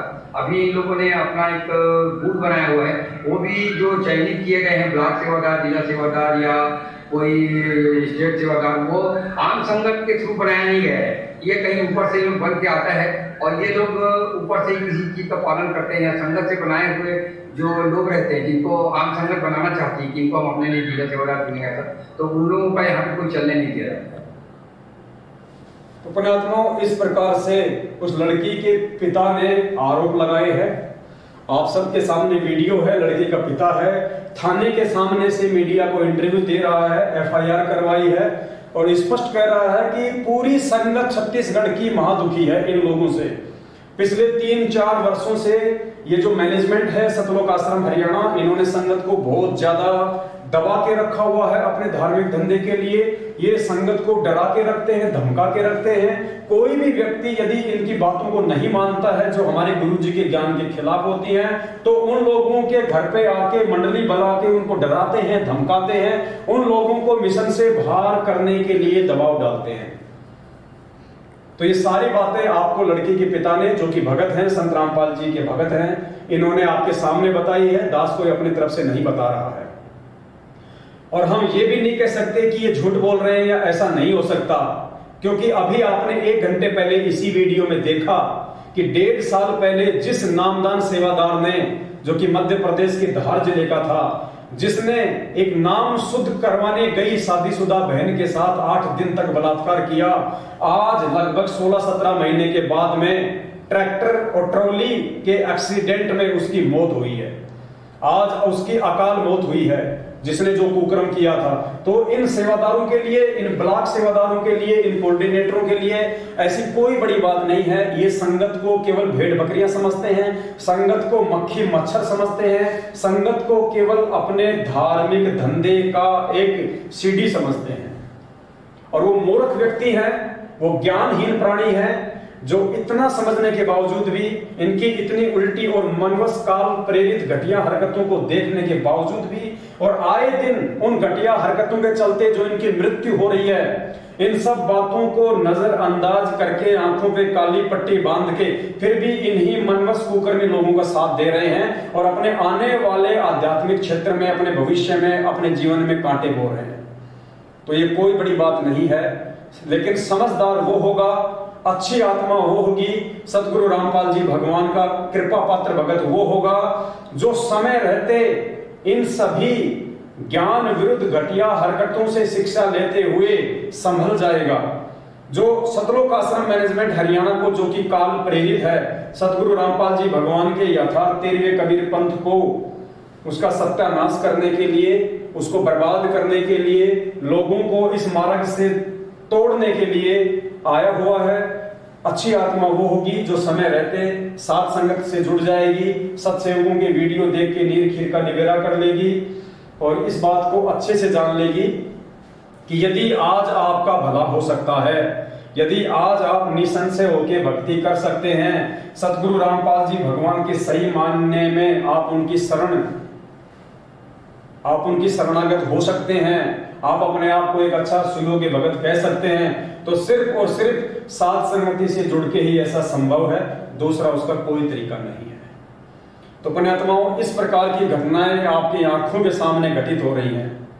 खुद जो पीड़ित परिवार है, जो भगत है, आपके स्टेट कोऑर्डिनेटर के खिलाफ, आपके जिला कोऑर्डिनेटर के खिलाफ, आपके ब्लॉक सेवादारों के खिलाफ सरेआम थानों में जाके दुखी होके, तंग होके जो शिकायतें दर्ज करवा रहे हैं, और उसके बावजूद आप अपनी आंखों से ऐसी मनवस घटिया हरकतों को देखकर भी यदि आंख नहीं खोलते, नहीं जागते हैं, तो पुण्यात्माओं, आने वाले समय में महाभारत के भीष्म, कर्ण और द्रोणाचार्य की तरह वो हाल उन सभी भगत भाई बहनों का होगा जो आज सारी घटनाओं को अपनी आंखों से देखते हुए भी अपनी आंख बंद करके बैठे हुए हैं कबूतर की तरह। तो आज के लाइव संघ समाधान में केवल इतना ही, और आज के इस वीडियो के लिए हम सभी भगत भाई बहन परमपिता परमात्मा सतगुरु रामपाल जी भगवान का कोटि कोटि दंडों धन्यवाद करते हैं। परमात्मा फिर से हमें एक मौका दे भाई बहनों के बीच में आने का, साथ संगति का, लाइव संघ का समाधान का। तो आज के वीडियो में केवल इतना ही, और बाकी बातों के लिए फिर परमात्मा हमें कल फिर से एक मौका देंगे, एक समय देंगे, सभी भगत भाई बहन आपस में मिलके, और हम इस विषय पे चर्चा करेंगे ताकि हम गुरुदेव के हिसार जेल से बाहर आने तक कोई भी गलती ना करें, और वो गलतियां करके हम किसी भी समस्या को, किसी भी घटना को न्योता ना दें, किसी भी घटना को आमंत्रित ना करें। हम परमेश्वर को भी प्रसन्न करें, हम मर्यादा में रह के अपनी भक्ति भी करें, जिससे हमारा भी आत्म उद्धार हो और हमारे गुरुदेव भी हमसे जो है प्रसन्न हो। तो आज के लाइव संघ समाधान में केवल इतना ही। जाते जाते आप सभी भगत भाई बहन वीडियो को ज्यादा से ज्यादा शेयर कर दें, और इस वीडियो को आप जी इस फेसबुक के पेज से डाउनलोड करके आप भगत भाई बहनों ने जितने भी यूट्यूब चैनल बना रखे हैं उन सभी यूट्यूब चैनलों पे डाल के आगे से आगे उस वीडियो को शेयर करें। सत साहिब बंदी छोड़ सतगुरु रामपाल जी भगवान की जय हो। सत साहिब।